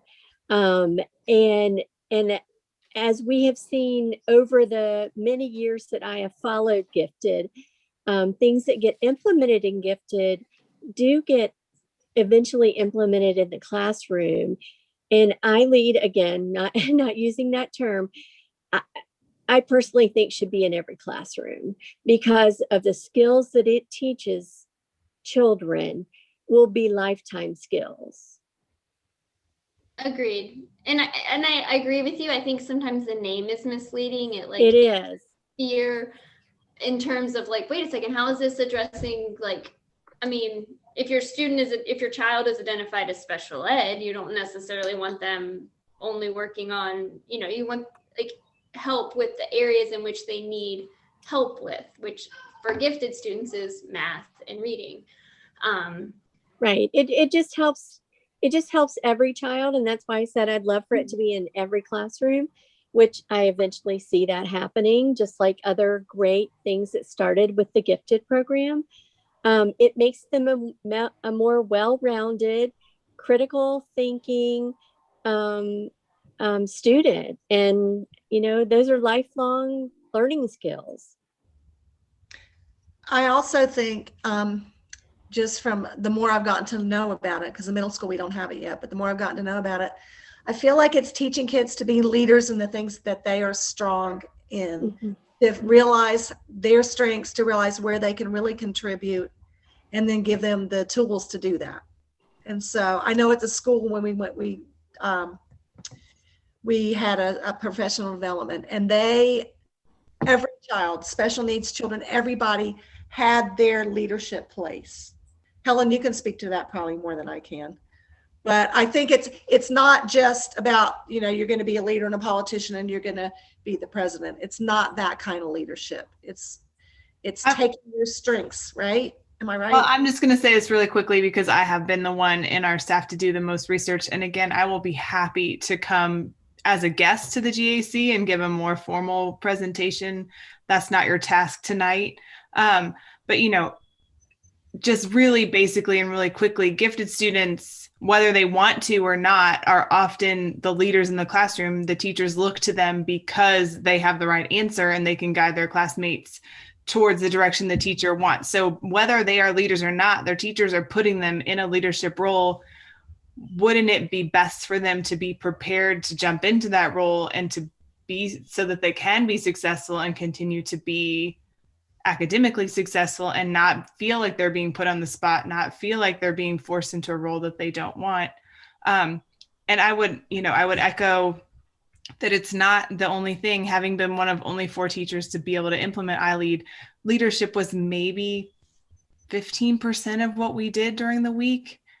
I think y'all are focusing on it because it's in the name, and perhaps that was unfortunately done. I think it's a really cool acronym, and I think the kitsch of it and the catchiness of it helps us to promote our program. It's really unfortunate that you all haven't had the opportunity to have it and that you haven't had the opportunity to see and experience it. And I would say my classroom is open to any of you at any time to come and see the magic that's happening and the amazing math and reading education that I'm doing. I'm just not specifically instructing students on, okay, it is now math time. Like, we are using algebra to do science equations or experiments, to write our equations, to write our reports. Like, it's all integrated. And I think that's not something a classroom teacher can do. So that's my soapbox for tonight. Please come to my classroom. Please invite me to come and give a presentation. I'm happy to do any of that, but I feel Terry's purpose here that you have 13 minutes to get through this, and I want you to be successful tonight. So Helen, this is Barbara. I just want to say thank you for sharing and being willing to share your research. And just a quick add-on with this, it's exactly what you said. our gifted and talented students. And I would encourage everybody, when you get off, just do a quick Google, do a quick search, and it talks about the need to make sure that we are really focusing on leadership, you know, with our children who are gifted and talented, because they're going to use their leadership skills as they continue to grow in direct and indirect ways to change fields of endeavor, their communities and beyond. So the whole big picture with leadership relates exactly back to what Helen said. Whether we say they need it or not, our gifted students are going to be leaders, and we want them to recognize it and to be able to lead in their communities and beyond. So this is very appropriate. Again, I just encourage you to Google it. There's a great article by Julia Link Roberts about the must for teaching children, but tons and tons of articles out there. It certainly is an important skill. And I would say exactly also what Helen and Marty said. You know, I was on the front end when we implemented iLead, and we moved letters around and changed letters around, just trying to make it sound catchy. And the letters that we came up with, iLead, sounded really cool, but hindsight's 2020. We certainly didn't to think the gifted program was just about leadership. That's a piece of it, but we talked, you know, how important it was to incorporate what our children are learning, to give them the opportunity to problem solve and think critically and really use those characteristics that make them gifted. I appreciate that, Barbara. And I understand. I completely understand. And I think you're absolutely correct. I think sometimes I just want to make sure we're putting as much emphasis on the two areas in which we're identifying students as we are anything else. That is pretty much the heart of my comment and concern. And I'd agree with you, Emily, personally. Okay, so we can move on. So while we were having that discussion, I went ahead and moved everything that I considered a recommendation up to the top so we can deal with it and see if we still want to include it later. But it's like all the recommendation bullet points are now moved to the top. So hopefully we can just get through the rest of the table really quickly. Where were we? Implement. Got off. I think we were on objective 3 and objective 4. Okay, thank you. So objective 4, continue to further develop. I'm going to delete because that's a continue. Do we agree that this was implemented, evaluate, and refine the alternate service model for gifted elementary students? iLead proposals were updated in preparations for the 2021 to 22 school year were completed. Curriculum pieces were updated and purchased. That sounds implemented. I mean, what do the other people think?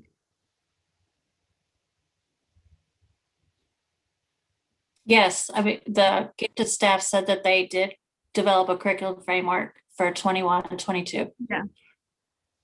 Okay, so then objective 1, the next one, investigative middle school gifted curriculum and elective course. Yes, implemented. Continue work on the next steps. I'm going to delete continue work on the next steps. I think that one is done. C, curriculum and instruction. Objective 1, provide rigorous activities for the English and math curricula to meet the needs of gifted learners. Yes, implemented. I mean, I think all these continue to review and further develop. That's not needed to be there. Division plans to update curriculum maps. I think I wrote a bunch of stuff saying why this is a great thing, but I guess we don't need to say that. It's important that as much as possible, math resources are chosen to build on gifted students' strengths and previously acquired skills so they continue to grow academically through the year.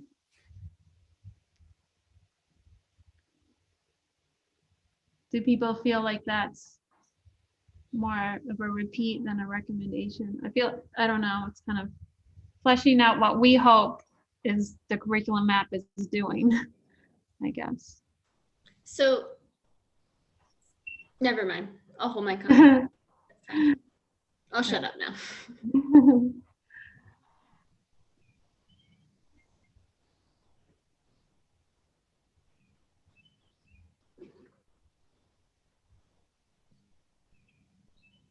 Okay, Anna, I think there's a misunderstanding because where you're talking about the division plans to update the curriculum maps for elementary and middle school students. Yeah. We don't update that. We update the gifted curriculum map, which is the which are the activities and what we use within our gifted pullout time. Yeah. So this isn't really us. That comes from the English and the math departments. I actually understand that it's the gifted curriculum maps. Maybe I should ask Diane to if we can include gifted in the third column. Well, considering this is the gifted plan, I think that's kind of a given because we have no control over what the English and math departments do. Yeah, but okay.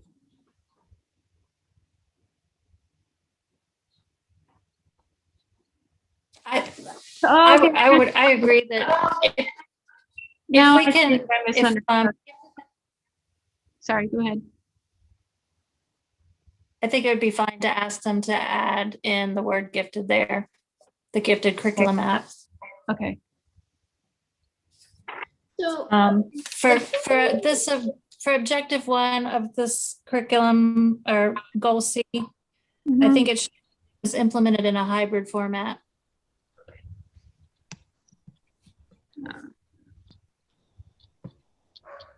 And my question, what does curriculum maps mean? Like, what does that actually mean? It's like our scope and sequence. It's like, you know, we've kind of got it laid out weekly of what things we're going to be doing or implementing in class. Okay. Okay. So is that like bigger picture too, though? Like if a kid's doing that this year, like what you plan to do with them next year and things like that? Yes, it has all the grade levels on it. Okay. Okay, so I'm deleting that. Continue to use higher level rigorous activities. Delete. And then one other one is kind of just repeating what was already stated. Oh wait, maybe this is why I was talking about gifted program curriculum maps, because Diane's comment does use the word gifted programs. Yes. Curriculum maps. So there are specific kind of plans for the gifted, how to implement and sequence, and et cetera, the gifted curriculum. Is that not, am I understanding that correctly now? Yes. We have K through 5 curriculum maps that kind of tell us weekly what we should be implementing. We have a little wiggle room in them, but yes, we do. But you are not working on updating those. No, we update them every year. Oh, okay. Okay. I was confused. Well, and that's the objective says provide rigorous activities. And I read that as in addition to the English and math curriculum of the district to meet the needs of gifted learners. Okay. We finished going through the table. Yay. So, I guess I should pause and say, we have to figure out if we're going to go late. I don't think we can finish this in 4 minutes. Whether people want to finish this up by staying a bit later, maybe say till 9 o'clock, or, I mean, I suppose technically we probably have the ability to kind of pause our meeting and take it up on a whole other day. But I don't know if that is a good idea, because then we have issues with attendance again, people being able to come. Does anyone have an idea? I'm happy to stay. I'd rather do it now. Me too. Let's just forward ahead unless someone objects. Okay. For the top. Can I ask, since some people may have to get off, can we go ahead and vote about approving what we've done in this column.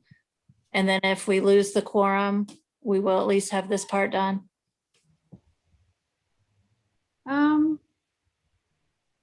That sounds good to me. Does anyone want to make a motion to,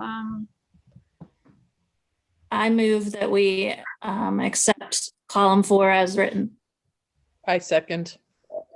okay, great. So let's take a vote. Everyone in favor, say aye. Aye. Hey, may I know who just made a motion?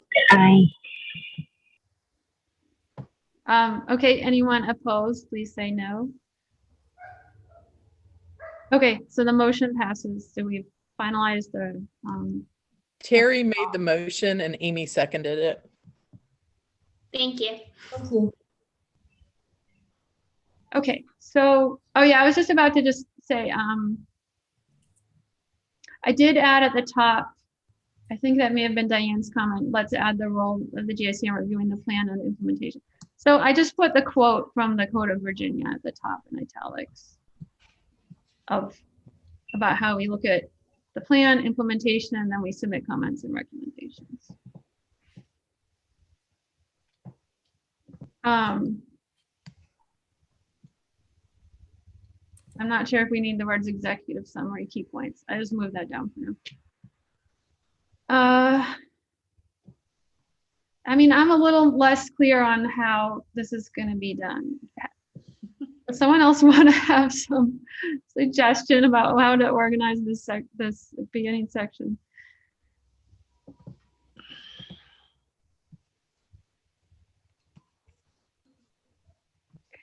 And maybe we just need a couple of sentences that say, you know, the plan was implemented as well as it could be, basically, given the COVID circumstances. And all the details are in the table below. And then here are recommendations, like something simple like that. So do you see where I just highlighted? I think that's the statement that. Oh, you did say that. You already had that written.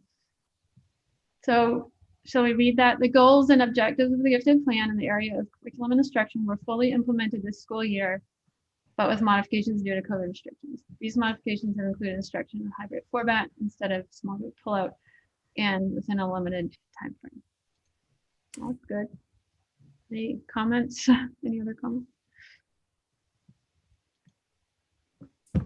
Okay. And the gifted staff, the GAC has the following recommendations to support the continued positive instruction supportive curriculum delivered by MCPS gifted staff. And cluster teachers.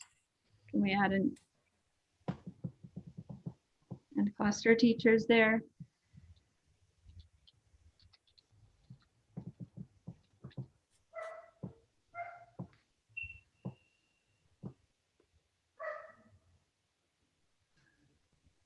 Okay. The expectation, the 2021 to 22 school year with reduced restrictions will allow for implementation of curriculum instruction outlined in the gifted plan to include more breadth and depth. Should we say full implementation or no? Oh, okay. You know, see, because we did, yeah. Full implementation. Okay. The next bullet point is petition the school board for recovery of gifted staff positions to address equity of services across the division. Oh, that's where you put equity of service. Okay. So I guess they'll need questions. I mean, I like how you did this. This was, yeah, this is you, Terry. I like how you did this. Yes. I guess, thank you. The only question is, do we want to increase detail? So basically all the detailed bullet points of recommendations are just copied below. So do we want to include like reasoning, detail, or just keep it really bare like you have it? Or both in different areas? Well, as I mentioned earlier, I prefer to be brief, but that's.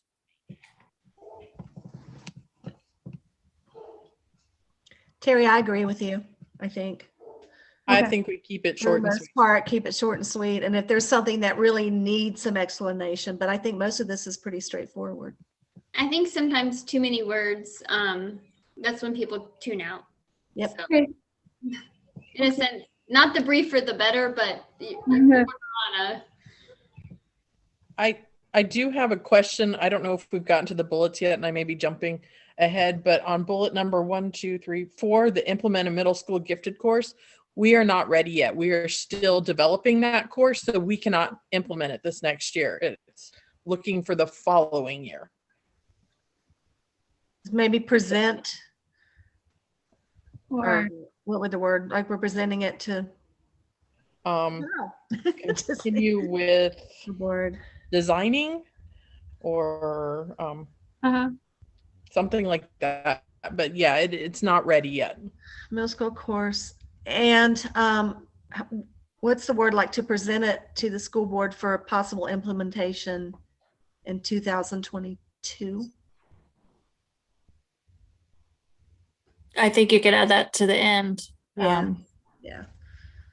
way at the end and to increase student willingness and present. And you dictate. With the goal of implementation in school year 20, what is it? 21, 22? 22, 23. 22, 23, please. Yeah. Student enrollment. 20, 22, 23. And to present. And to present it to the school board. Who is it presented to?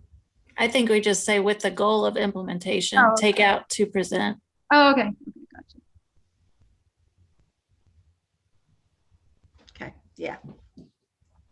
I know that there was another suggestion for the middle school course, STEM or history based could be engaging. So that was another idea that was thrown out in our recommendation. I like it, but we are looking at implementing a little bit of everything, but you know, we can put that in there, but I'm going to kind of throw back what y'all had said, that we only identify in English and math. So, yes. You know, I don't know what we're going to, you know, we're kind of making it well-rounded. We'll put it that way. And we do have STEM teachers now at the schools. So it's, you know, that's. Even the middle schools? Yes. No, those are only at elementary. We have some STEM teachers at our school now. Well, they're not called STEM teachers, but that's what they're doing. Okay. But I've also heard good things about the idea behind the middle school curriculum and how it would address like critical thinking and leadership, but also address like the content areas too. So I mean, I think, and again, like probably very much like iLead intends to do, you know, address all of the things. It's just that make sure that it's communicated, that it's addressing all of the areas of.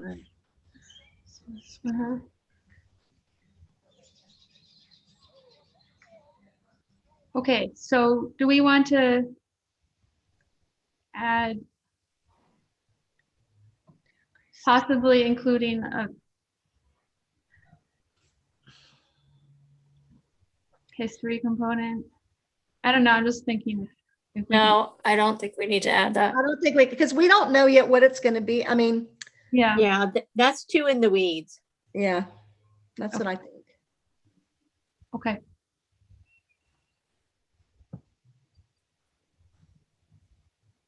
Analyze. Oh yeah, let's go back. Petition the school board for recovery of gifted staff positions to address equity of services across the division.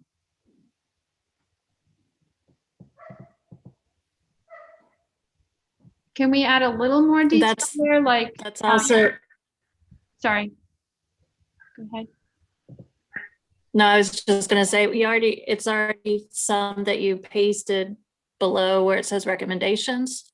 So Yeah. maybe you want to move that up to that bullet point. The first paragraph under recommendations. I think it's where it's blue. To increase gifted Sure. staff. Is that? Okay, I'm gonna do it and then I'll see if it's what you asked me to do.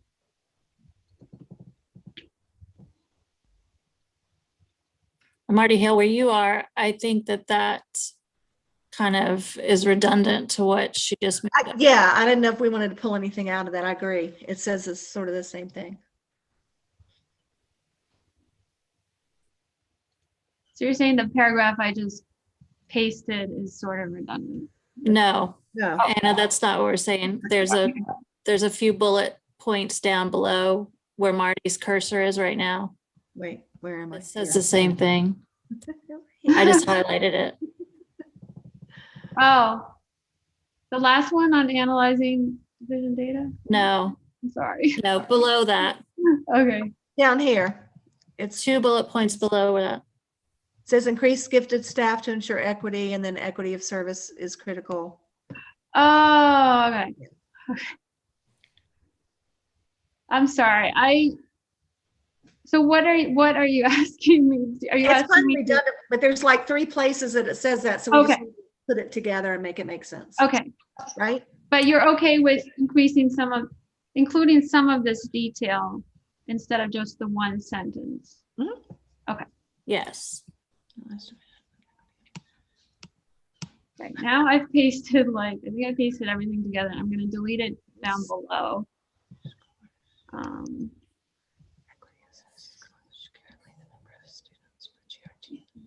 Is this where we were going to try to get specifics from Diane to put in here? Yes, it's written at the bottom. I mean, at the end of that section. Okay. Yeah, I'll put that in red. Yes.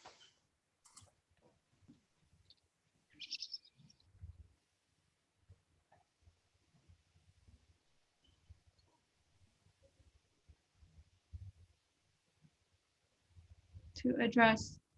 So there's 2 bullet points here now, like 2 sub bullet points. One is equity of service and one is allow greater GRT teacher collaboration. I'm good with both of those. It's just making this lengthy, but if it's in like a little section by itself, I think that's okay. I think it's fine the way it is. Yeah. Okay.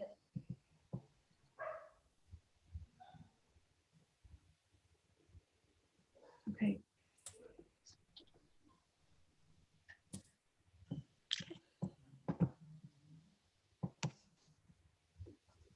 Okay.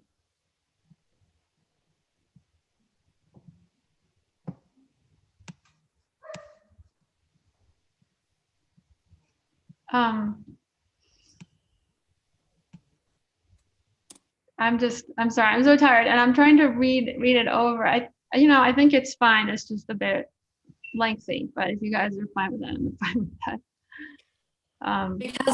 Because this is a major recommendation, I think it's important to have the details. Okay, sounds good. And then, so moving on to the next bullet point, prioritize provision of PD for GRTs and cluster teachers on the math resources available. I'm going to write out professional development.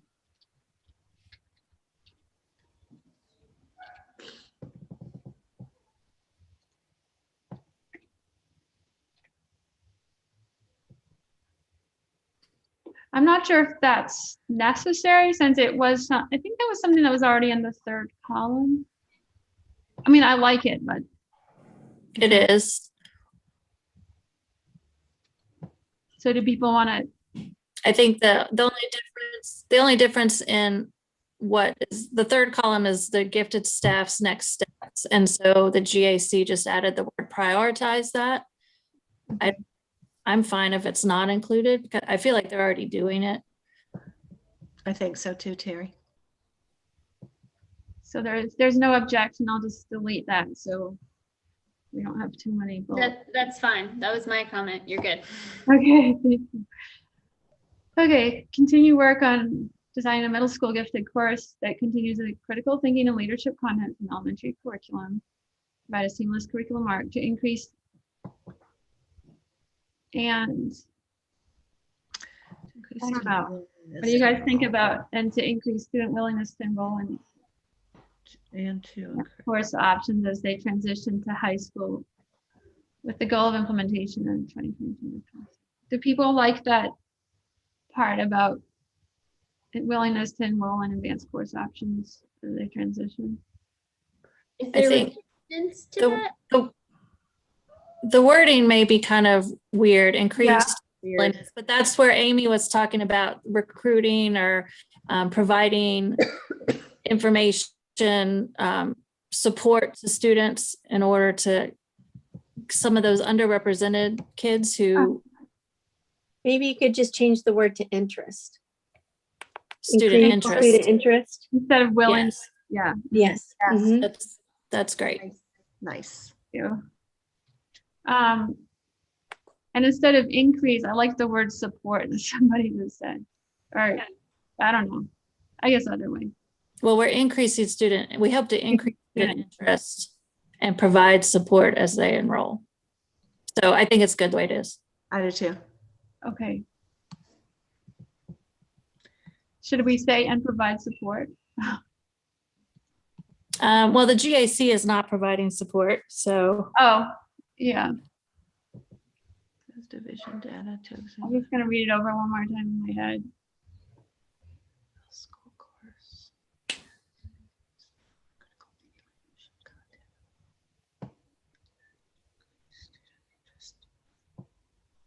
How about And the grammar is a little weird maybe. That continues the critical thinking and leadership content in elementary curriculum and increases increases instead of to increase.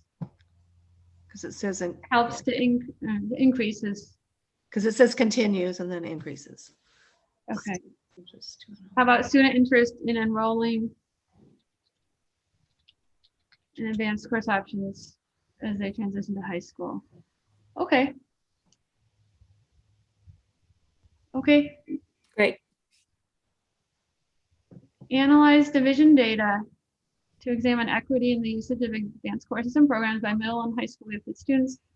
Include analysis of the racial, ethnic, and socioeconomic status of both who enrolls, applies, and who is accepted, and who attends. And review the process for applying to governor's schools to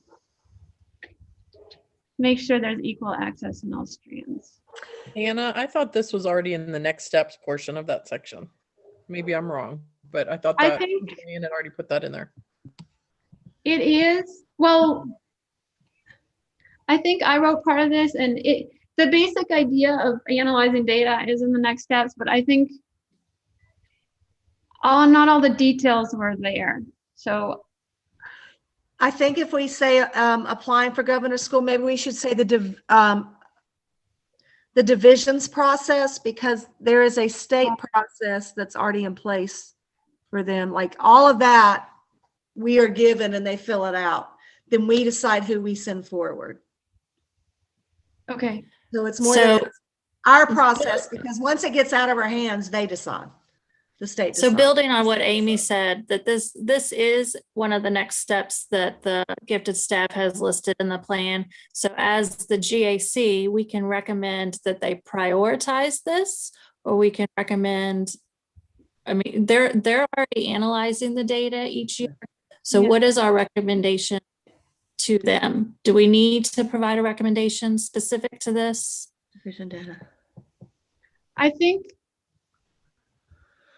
mean, my thinking, I think when I wrote this was like, here's some great things that could be analyzed. I don't know if they're already planning to analyze this or not, but here's just some ideas of stuff to consider. We don't even have all the data yet. So before we analyze it, we have to collect it. Yeah. I think, I mean, but don't you, once you have the data from the kids who attended governor schools this year, We do, but as far as putting it together, I know Diane's been working with technology on ways to do some of that stuff as far as governor school and advanced courses. So this is Carl again. It's super easy data to get. It's easily available. I still think I'm still a little hung up on the applying part. It sounds to me like what you meant was the division's process for encouraging students to apply or advertising the opportunity to students. There's really nothing wrong with the application process. That's true. I would agree with that. Yeah, and like we said, the applications don't even come from us. We compile the applications that the state has given us for our kids to fill out and then choose from that. I thought that was are we talking about the very last part of applying to governor schools? I thought that was kind of about the process of how you guys select the applications that move forward. That's not. It's pretty simple because it's pretty straightforward. Okay, so just delete or. No, I think what in the gifted plan, the gifted staff was saying that a next step for the gifted staff is to make sure that underrepresented students are encouraged or given the opportunity, made know that they have the opportunity to apply. Yes. Yeah, that's what I'm saying. I mean, that's not looking at the application itself or the application process. It's looking at the process by which the opportunity is made available, or for lack of a better word, advertised, promoted, whatever word you want, like, so that it's equitable access to the opportunity. I mean, if you just, oh, well, we put it on a website, or we say it on the morning announcements, or we post it on a wall somewhere, you know, that's not good enough. It would have to be that we should look at how are we actively seeking students to participate in this program, because I have to tell you, we get some years we get far less applicants than we even have slots. Mm-hmm. So that's not wrong with the application or the application process. Right. Okay, so does someone want to help me out with analyze division? So maybe we need to lessen the words on this, and just focus on the last part that's blue right now. Okay. So the GAC is recommending. I don't know how to say it. I don't know how to say it either. We recommend more kids apply to it, but then at the same time, like if they don't want to apply to it, that's like kudos to our division, right? Like they don't want to leave. Well, I don't think it's recommending that they apply. I think it's encouraging and supporting students who do want to apply, and making sure that they aren't just saying, I live here, or my parents aren't great parents, and so there's no way I'd get in. Right. Those are the kids that we don't want to miss. Mm-hmm. Yeah, it's actively encouraging students to apply. And providing equal access, providing equal access and encouragement, I guess. Yeah. Encouragement is a great word. So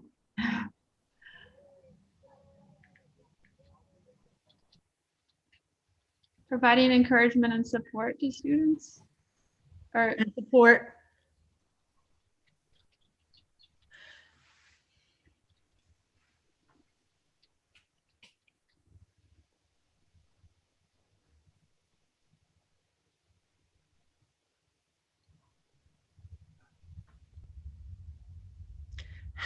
What's the word? You could just say from underrepresented population. That's what I was trying to think of the word. Okay. Yes. Okay, that's what I was trying to say. I come up with the words because it's so late. Yeah.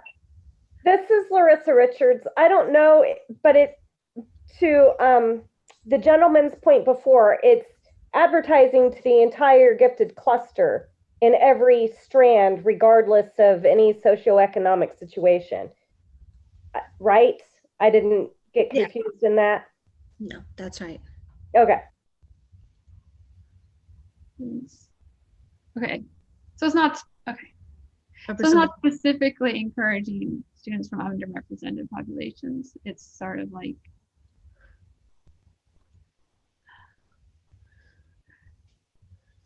does someone want to take over the typing here? Because I my brain's gone. So was mine. It's a long day. Do we have a lot left? No. No. Please say no. So, all right, wait a minute. Analyze division data to determine equity and usage. So that first sentence, analyze the division data. I think that can go away. I can go away. Down there, yeah. That's already. So what we're doing is really, I think all we want to focus on is making sure that we're encouraging and supporting students who want to apply, right? Yes. Yes. I actually wrote some stuff about that. So, you know, below where there's recommendations, investigate the causes of any equity issues and usage of advanced courses and programs, blah, blah, blah.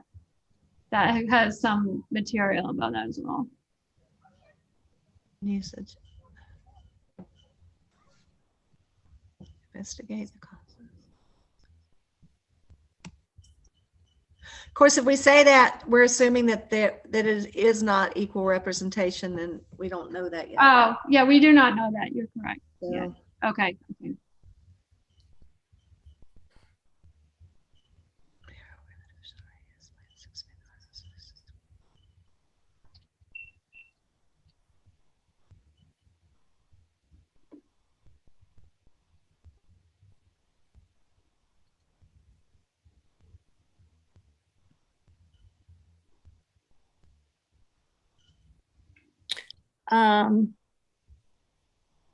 I think I'm looking below, and I think that the words that we want are there.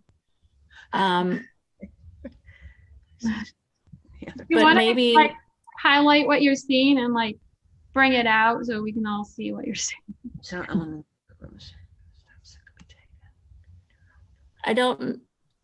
I don't know that we want to talk about barriers, but the part where it says encourage students to apply, help students navigate the process, increase equity enrollment in advanced courses and programs, including governor schools, by underrepresented groups, and support student success once they enter these programs. Yes, that's the wording you want. Okay. Hey, Terry. Yeah.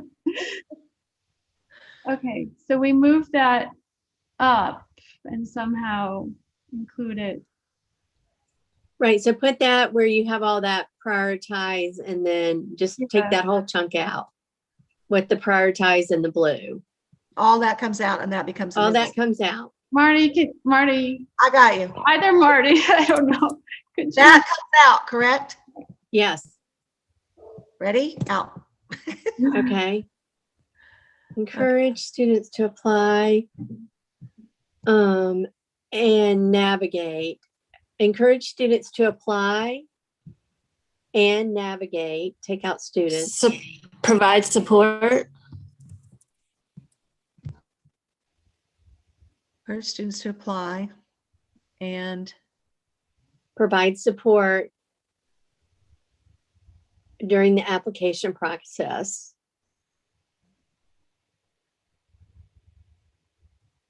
There you go. Yeah. Yep. That's good. That's what you guys have been saying. Equity in advanced courses and programming and support student success. That's good.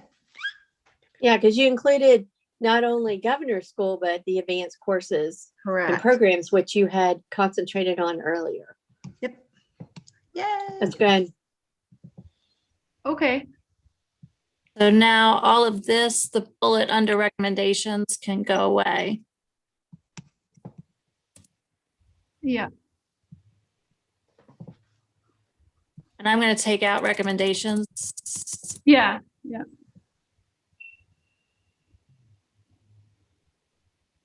This is Larissa again. So it still has with the unrepresented groups, but that's not the target market. The target market is everyone within the gifted program. unless I'm missing something. I'm concerned if we write it that specific, then the idea of underrepresented groups are going to be the target market and not the entire gifted group. Advanced courses. Do you see what I'm saying? Okay, so it's a math, like if you're looking at the governor's school and it's math and science, the underrepresented group is going to be female, potentially. So what if we put encourage gifted students? Yeah. Yes. Yes. Because the second one is equity, so that kind of is all the underrepresented. Yeah. Well, The third one is support all students. So you got, I mean, the gifted students are probably going to already be there, but there are going to be some people that we might miss all the way until we get to governor's school. And I agree with that 100%. Might not be in a gifted program. And so it's not that we're just targeting them. We can put gifted students and underrepresented groups, but there are some kids that won't do it because of different reasons, or they won't even apply because they don't want to leave their friends, or they're scared that it's going to be too hard, or whatever reasons. And those students could easily go to governor's school. They just don't know how to get there. So I think we need to still think about some of the people in the underrepresented groups coming from an equity standpoint. And I do think that's, I mean, I think that's important. And honestly, we have a lot of, I think there's pretty many girls that go to the governor's school, I believe. So there were in the past. Hold on.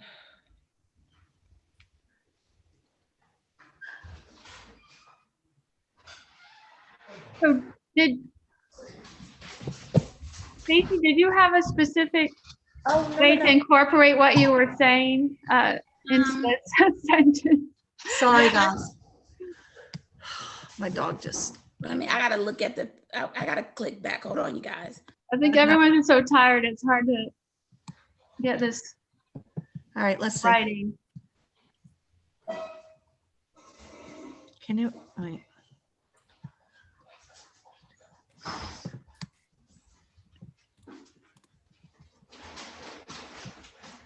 Go on, sweetie. Y'all can't be in here right now.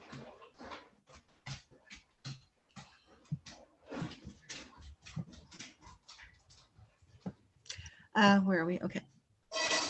Encourage students to apply.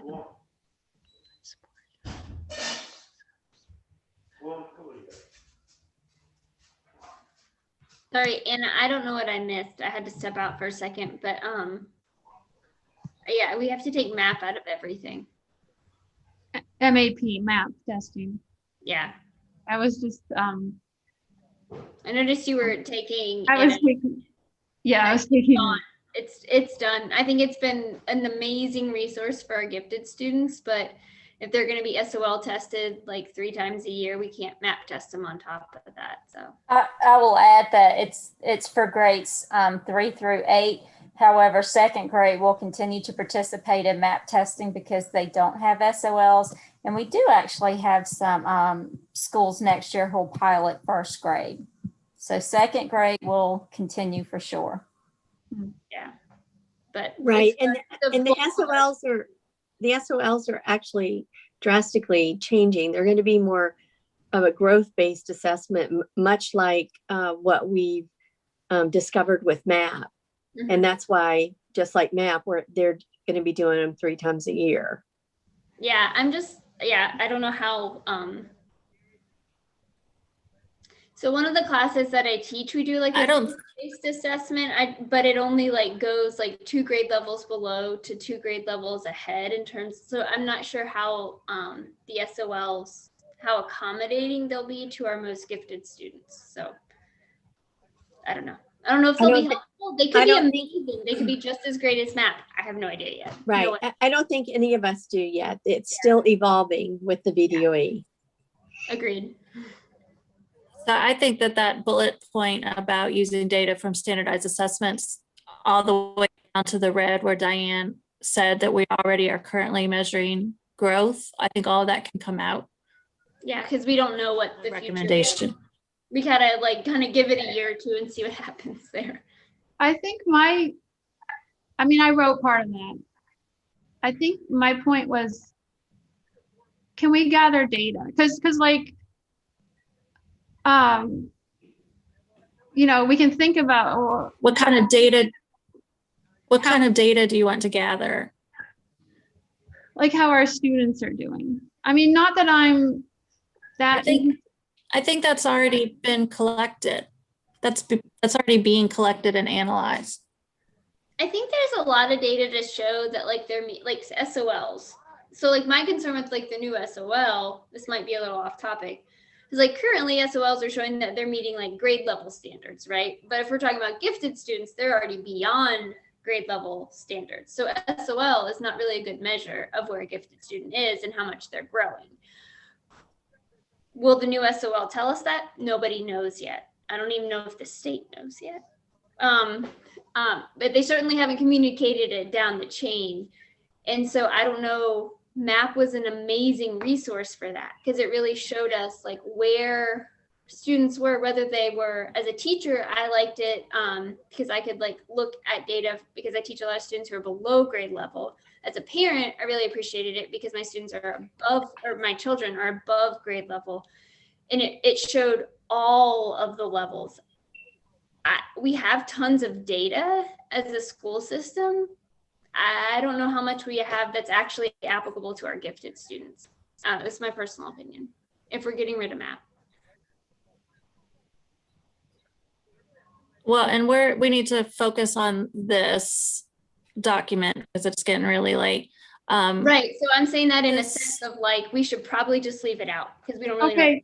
Okay, I'm okay. So we don't know what the future holds. We should maybe just like refrain from using data there because our hands may be. All right, I have it highlighted so I can delete it. Go ahead. Thank you. Thank you for having that discussion. Okay. So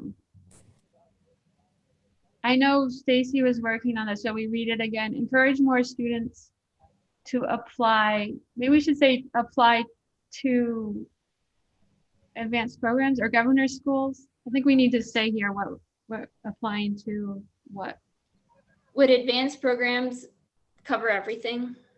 Governor schools, like classes, everything? We already have that in the sentence. I think I was just trying to move it around. Yeah, I was just moving it around, Anna. I was keeping it there so I could still read it, but I was trying to move it around. But I agree that you could put advanced programs and governor schools included underrepresented groups to increase equity of enrollment and provide support during the application process. And then we can take out the rest of that. Oh. Yeah, so we can take out the next increase equity and enrollment. Yes. In advanced courses, we don't. But I mean, I gotta read.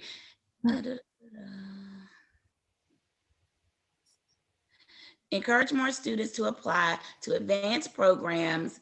I'm sorry to interrupt, but can I move the including underrepresented groups to just after students? Encourage more students, including underrepresented groups? Yes, yes.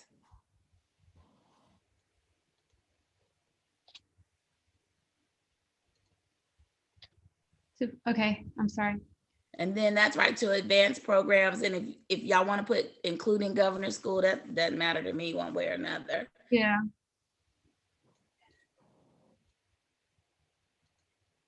To increase equity of enrollment and provide support during the, or you can put a period and put provide support during the application process and once the student has entered the program or something like that. Okay, that's good. Maybe put a period so easier to read. Okay, I just put the period.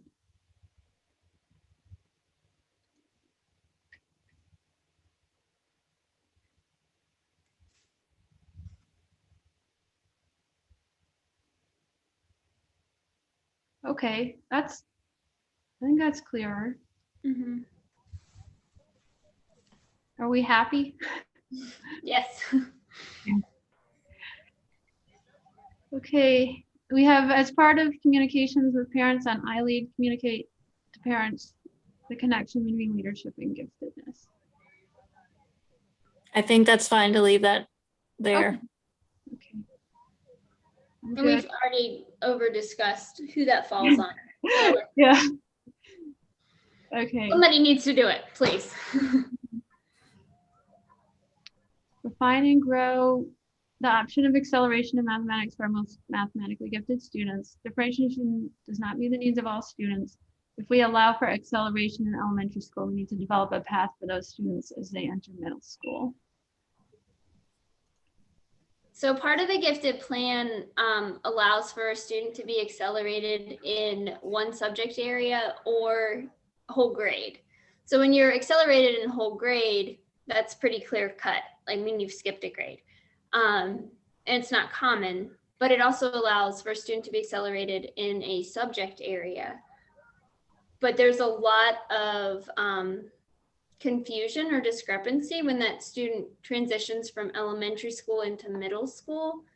And so maybe that's an area that our gifted program could work on, like a more clear-cut path. Like what happens if you've been accelerated in math and you've reached the end of 5th grade? Do you go to algebra?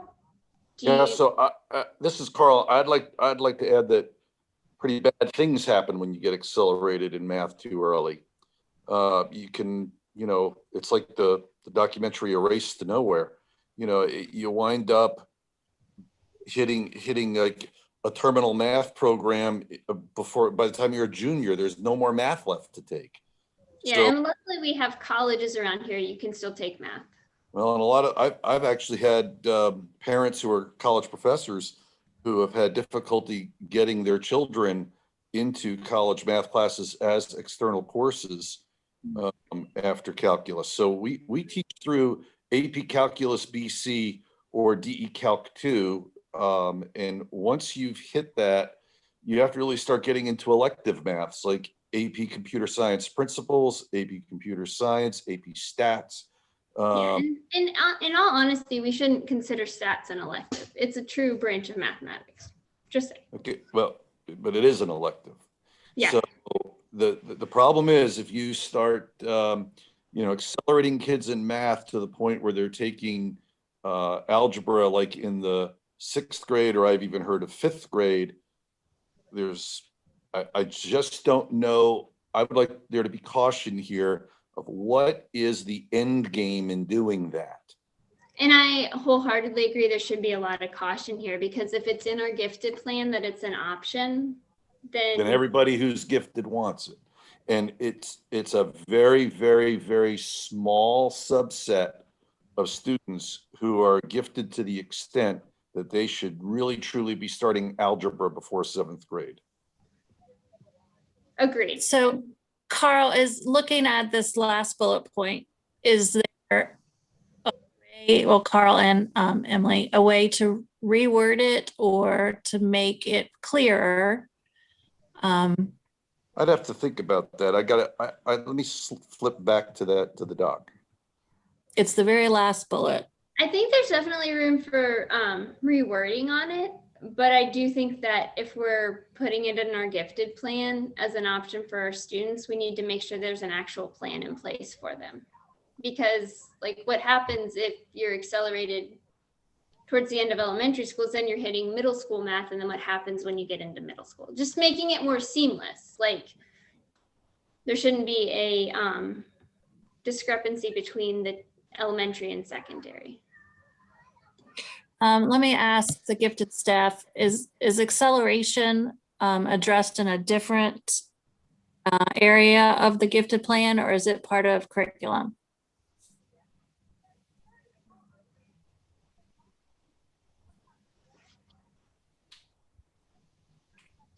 I'll take a minute and look through the plan. Okay.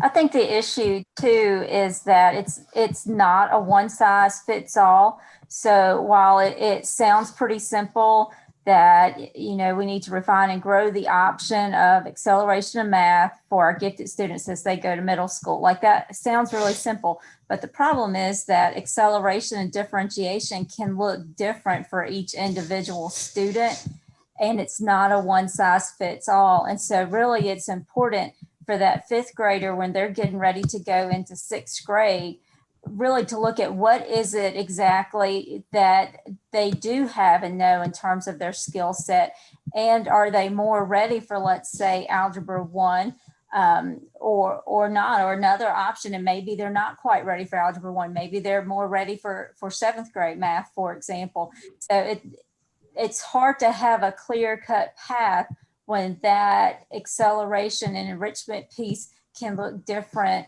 depending upon the needs of the students at each school. But I think you just hit the nail on the head, is that if they've already done 6, like, we need some maybe some additional options, I guess is all I'm saying, is that's an idea, like an alternative. Yeah. But I'm gonna enter. 6th grade is not necessarily an appealing thing, right? Like, you're, in a lot of ways, you're much better off taking some sort of additional, you know, well, I mean, there's 6th grade math or advanced 6th grade math, but then there's also 7th and 8th. Like, you know, could we allow for some flexibility or creativity or just some different things like that? I know that advanced math 6 covers 7th grade SOLs. So before we get too far in the weeds, let's think about, as the gifted advisory committee, what do the majority of us want to make a recommendation about in regards specifically to elementary and middle school math acceleration, or is this something that doesn't belong on this specific document? I understand what Emily's saying and your concerns, but we need to focus in on. I don't think we should get very specific on this. I don't think it's up to us. I just think that we should make sure that it is something that, if it's a part of our gifted plan, our district has some alternatives. Emily, I have a student right now. I have 3, and I'm Blacksburg. I know have a lot more than that. 3 middle school 6th graders who are in algebra. So then next year in 7th grade, they'll be in geometry. And then it gets tricky for them, right? Like, then they're like ahead of. I mean, and maybe it's virtual classes. I don't know, but that is out of our preview, but I see what you're saying. If we at least have a path. Allowing for them to accelerate that much, then we need to sort of have a plan. Or is it better to not accelerate them that much? But I mean, that falls on gifted, right? Like, that's not the normal population. Like, that is our gifted students. Right. And I think this goes back to where, and I don't have the copy of the gifted plan in front of me. Is acceleration addressed in the curriculum subset of the gifted plan that we're tasked at looking at? It wasn't in any of the goals and objectives that we reviewed earlier tonight. So this may not be the place to put that. Terry, and then I'm not saying service options. So it's in the service options section. Okay, so it's not part of, and I'm not discounting. I agree and hear what you're saying, Emily, but this may not be the place for us to give, because it kind of comes out of nowhere. It wasn't in any of the program goals and objectives below. I guess I had it under Montgomery County Public Schools will supplement the division's English and math curricula to meet the needs of gifted learners. And sometimes what it takes to supplement their learning is to accelerate them. Okay. So it gets a little murky there, because then you're absolutely correct. Like, we are kind of crossing into implementation, but sometimes meeting their needs means acceleration. So that was why I had put the comment in there tonight, or on the document, not tonight. Right. Yeah, I see what you're saying, Emily. Well, can we shorten it to just say that we need, the gifted department needs to look at developing a plan, working with, and it's not just up to the gifted staff, it's with working curriculum leaders and administration in central office, looking at developing a path for those kids. Yeah, and I think it should be a really like broad, I mean, it's not, we don't really know. I mean, we don't know what we're talking about. We don't know all the hoops that need to be jumped through and, you know, what that means for the middle schools and different things like that. So it could be a very broad statement. I just think it's something that should be considered.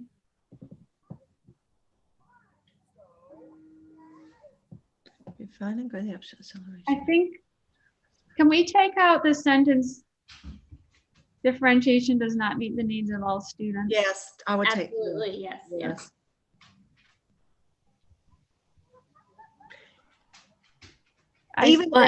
I don't think it should even just say elementary school, because if they are accelerated in middle school also. Right, and then it kind of creates a conflict between, like, when you have an 8th grader who's trying to take Algebra 2, how do you meet their needs, because that class is not covered in middle school. So maybe really we don't offer algebra in 6th grade, but we do offer some sort of something more advanced than an advanced 6th, some other way to examine that whole. So it's more like just just examine the options for that. Yeah. Is there some sort of like math 8, like advanced pre-algebra course that could be? So somebody just popped in a bullet at the bottom. Yeah, it was me. Look at that. Best I could do off the cuff this late at night. Could identify what defines needs. Pathway. I like that, pathways. Yes.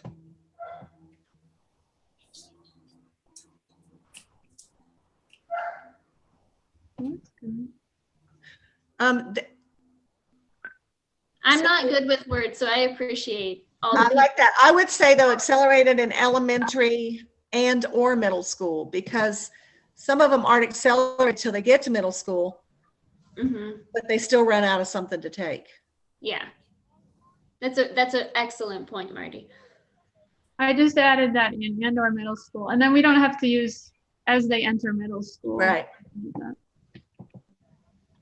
I like the pathways. That looks nice. And what advanced math courses are available? We could probably even take out in high school, because it could apply to middle school and high school. Yeah. Take that out.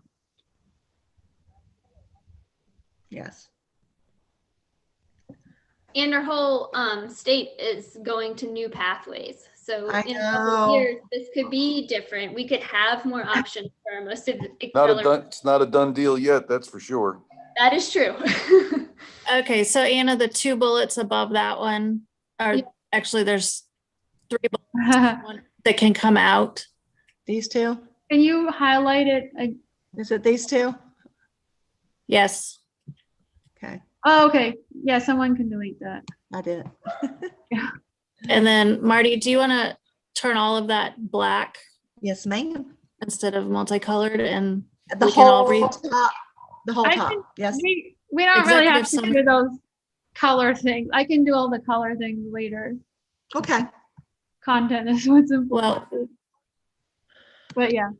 I think we all need to take a minute to read through it, and then we can vote on adopting it. All right, let's read it. Let's read it.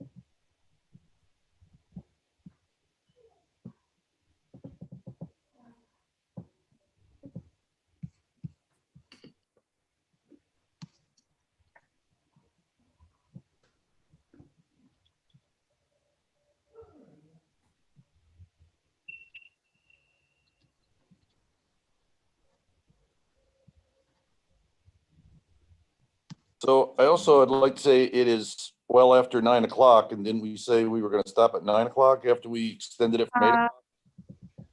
Yes. I think the summary or the recommendations look good. They're worded well.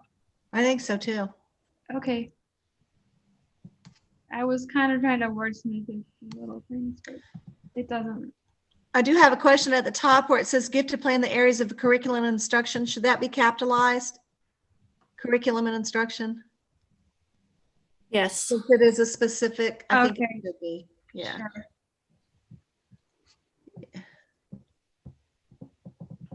I don't think we need the word, instead of executive summary key points, can we just put executive summary and recommendations, or key points and recommendations? What should we put?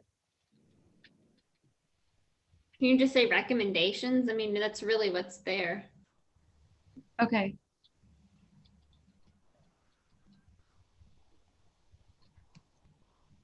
Or maybe, can I keep the word summary, because those two sentences kind of summarize Yes. how it was implemented.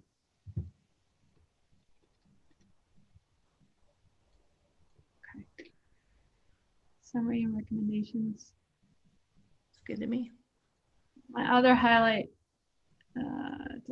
can you change 4 to that?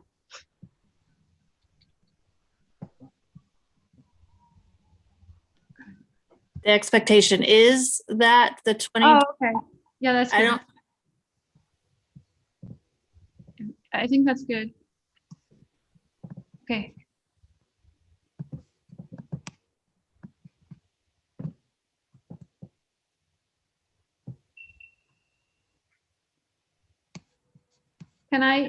I'm just trying to like make this a little shorter, like equity of service is a critical issue.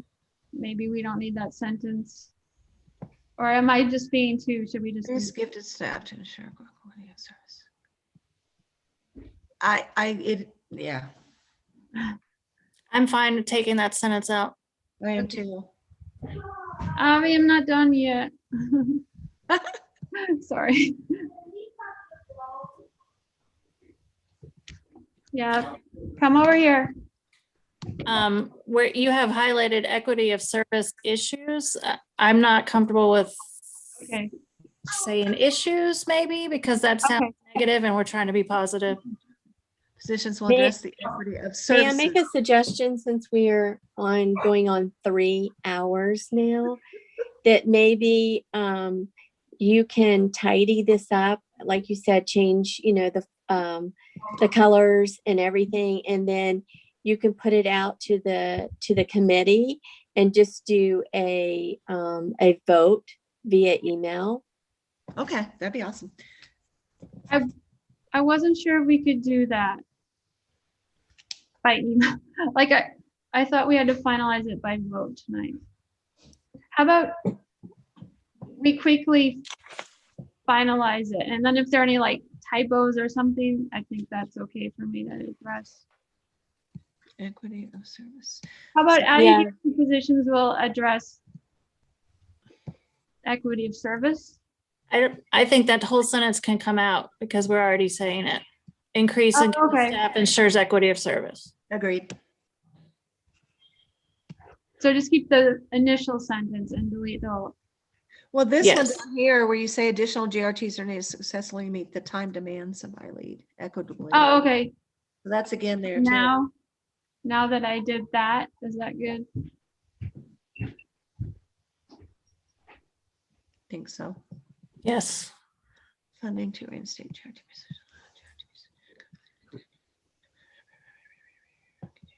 Can I delete it?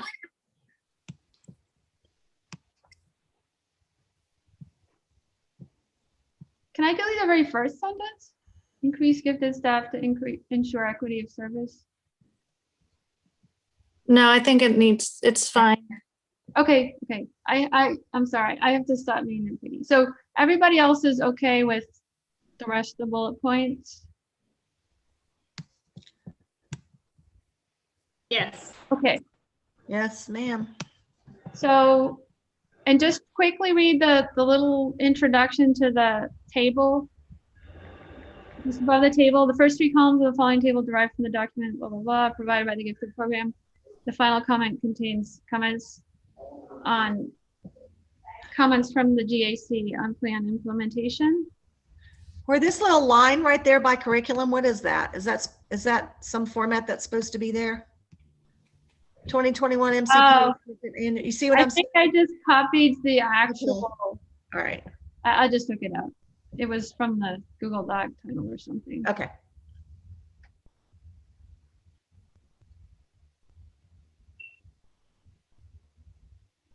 Maybe I'll just put a title on this. So our first title was summary and recommendations, and then we can put another title that says plan implementation or something. We have that in the 4th column. Okay. But just to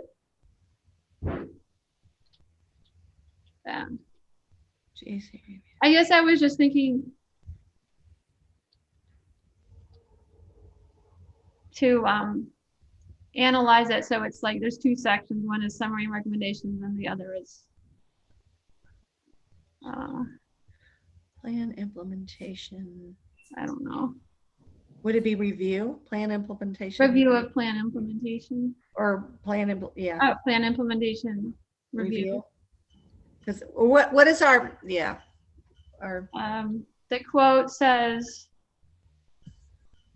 determine the extent to which the plan for the previous year was implemented and give comments and recommendations. Extent to which the plan for the previous year was implemented. But I know there's another quote that uses the word implementation review. Yeah, which plan? I think. Anna, I'm sorry, but are we going to vote on this? Because I need to go help a Yes. child with homework. Yes. Okay. I'm ready to vote. Do we have a motion to approve this document for submission to the superintendent and the school board? I make a motion. This is Emily. I make a motion to approve. Okay. I'm sorry. There's a few places where we said we were going to add some links. So yeah. I would like to move that we approve the summary and recommendations. How about, can we do it this way? Maybe we could get a motion to approve the entire document with the pending those pending addition of the links and pieces of information that are noted in the document to be included. There are a couple of places where I was going to check with Diane.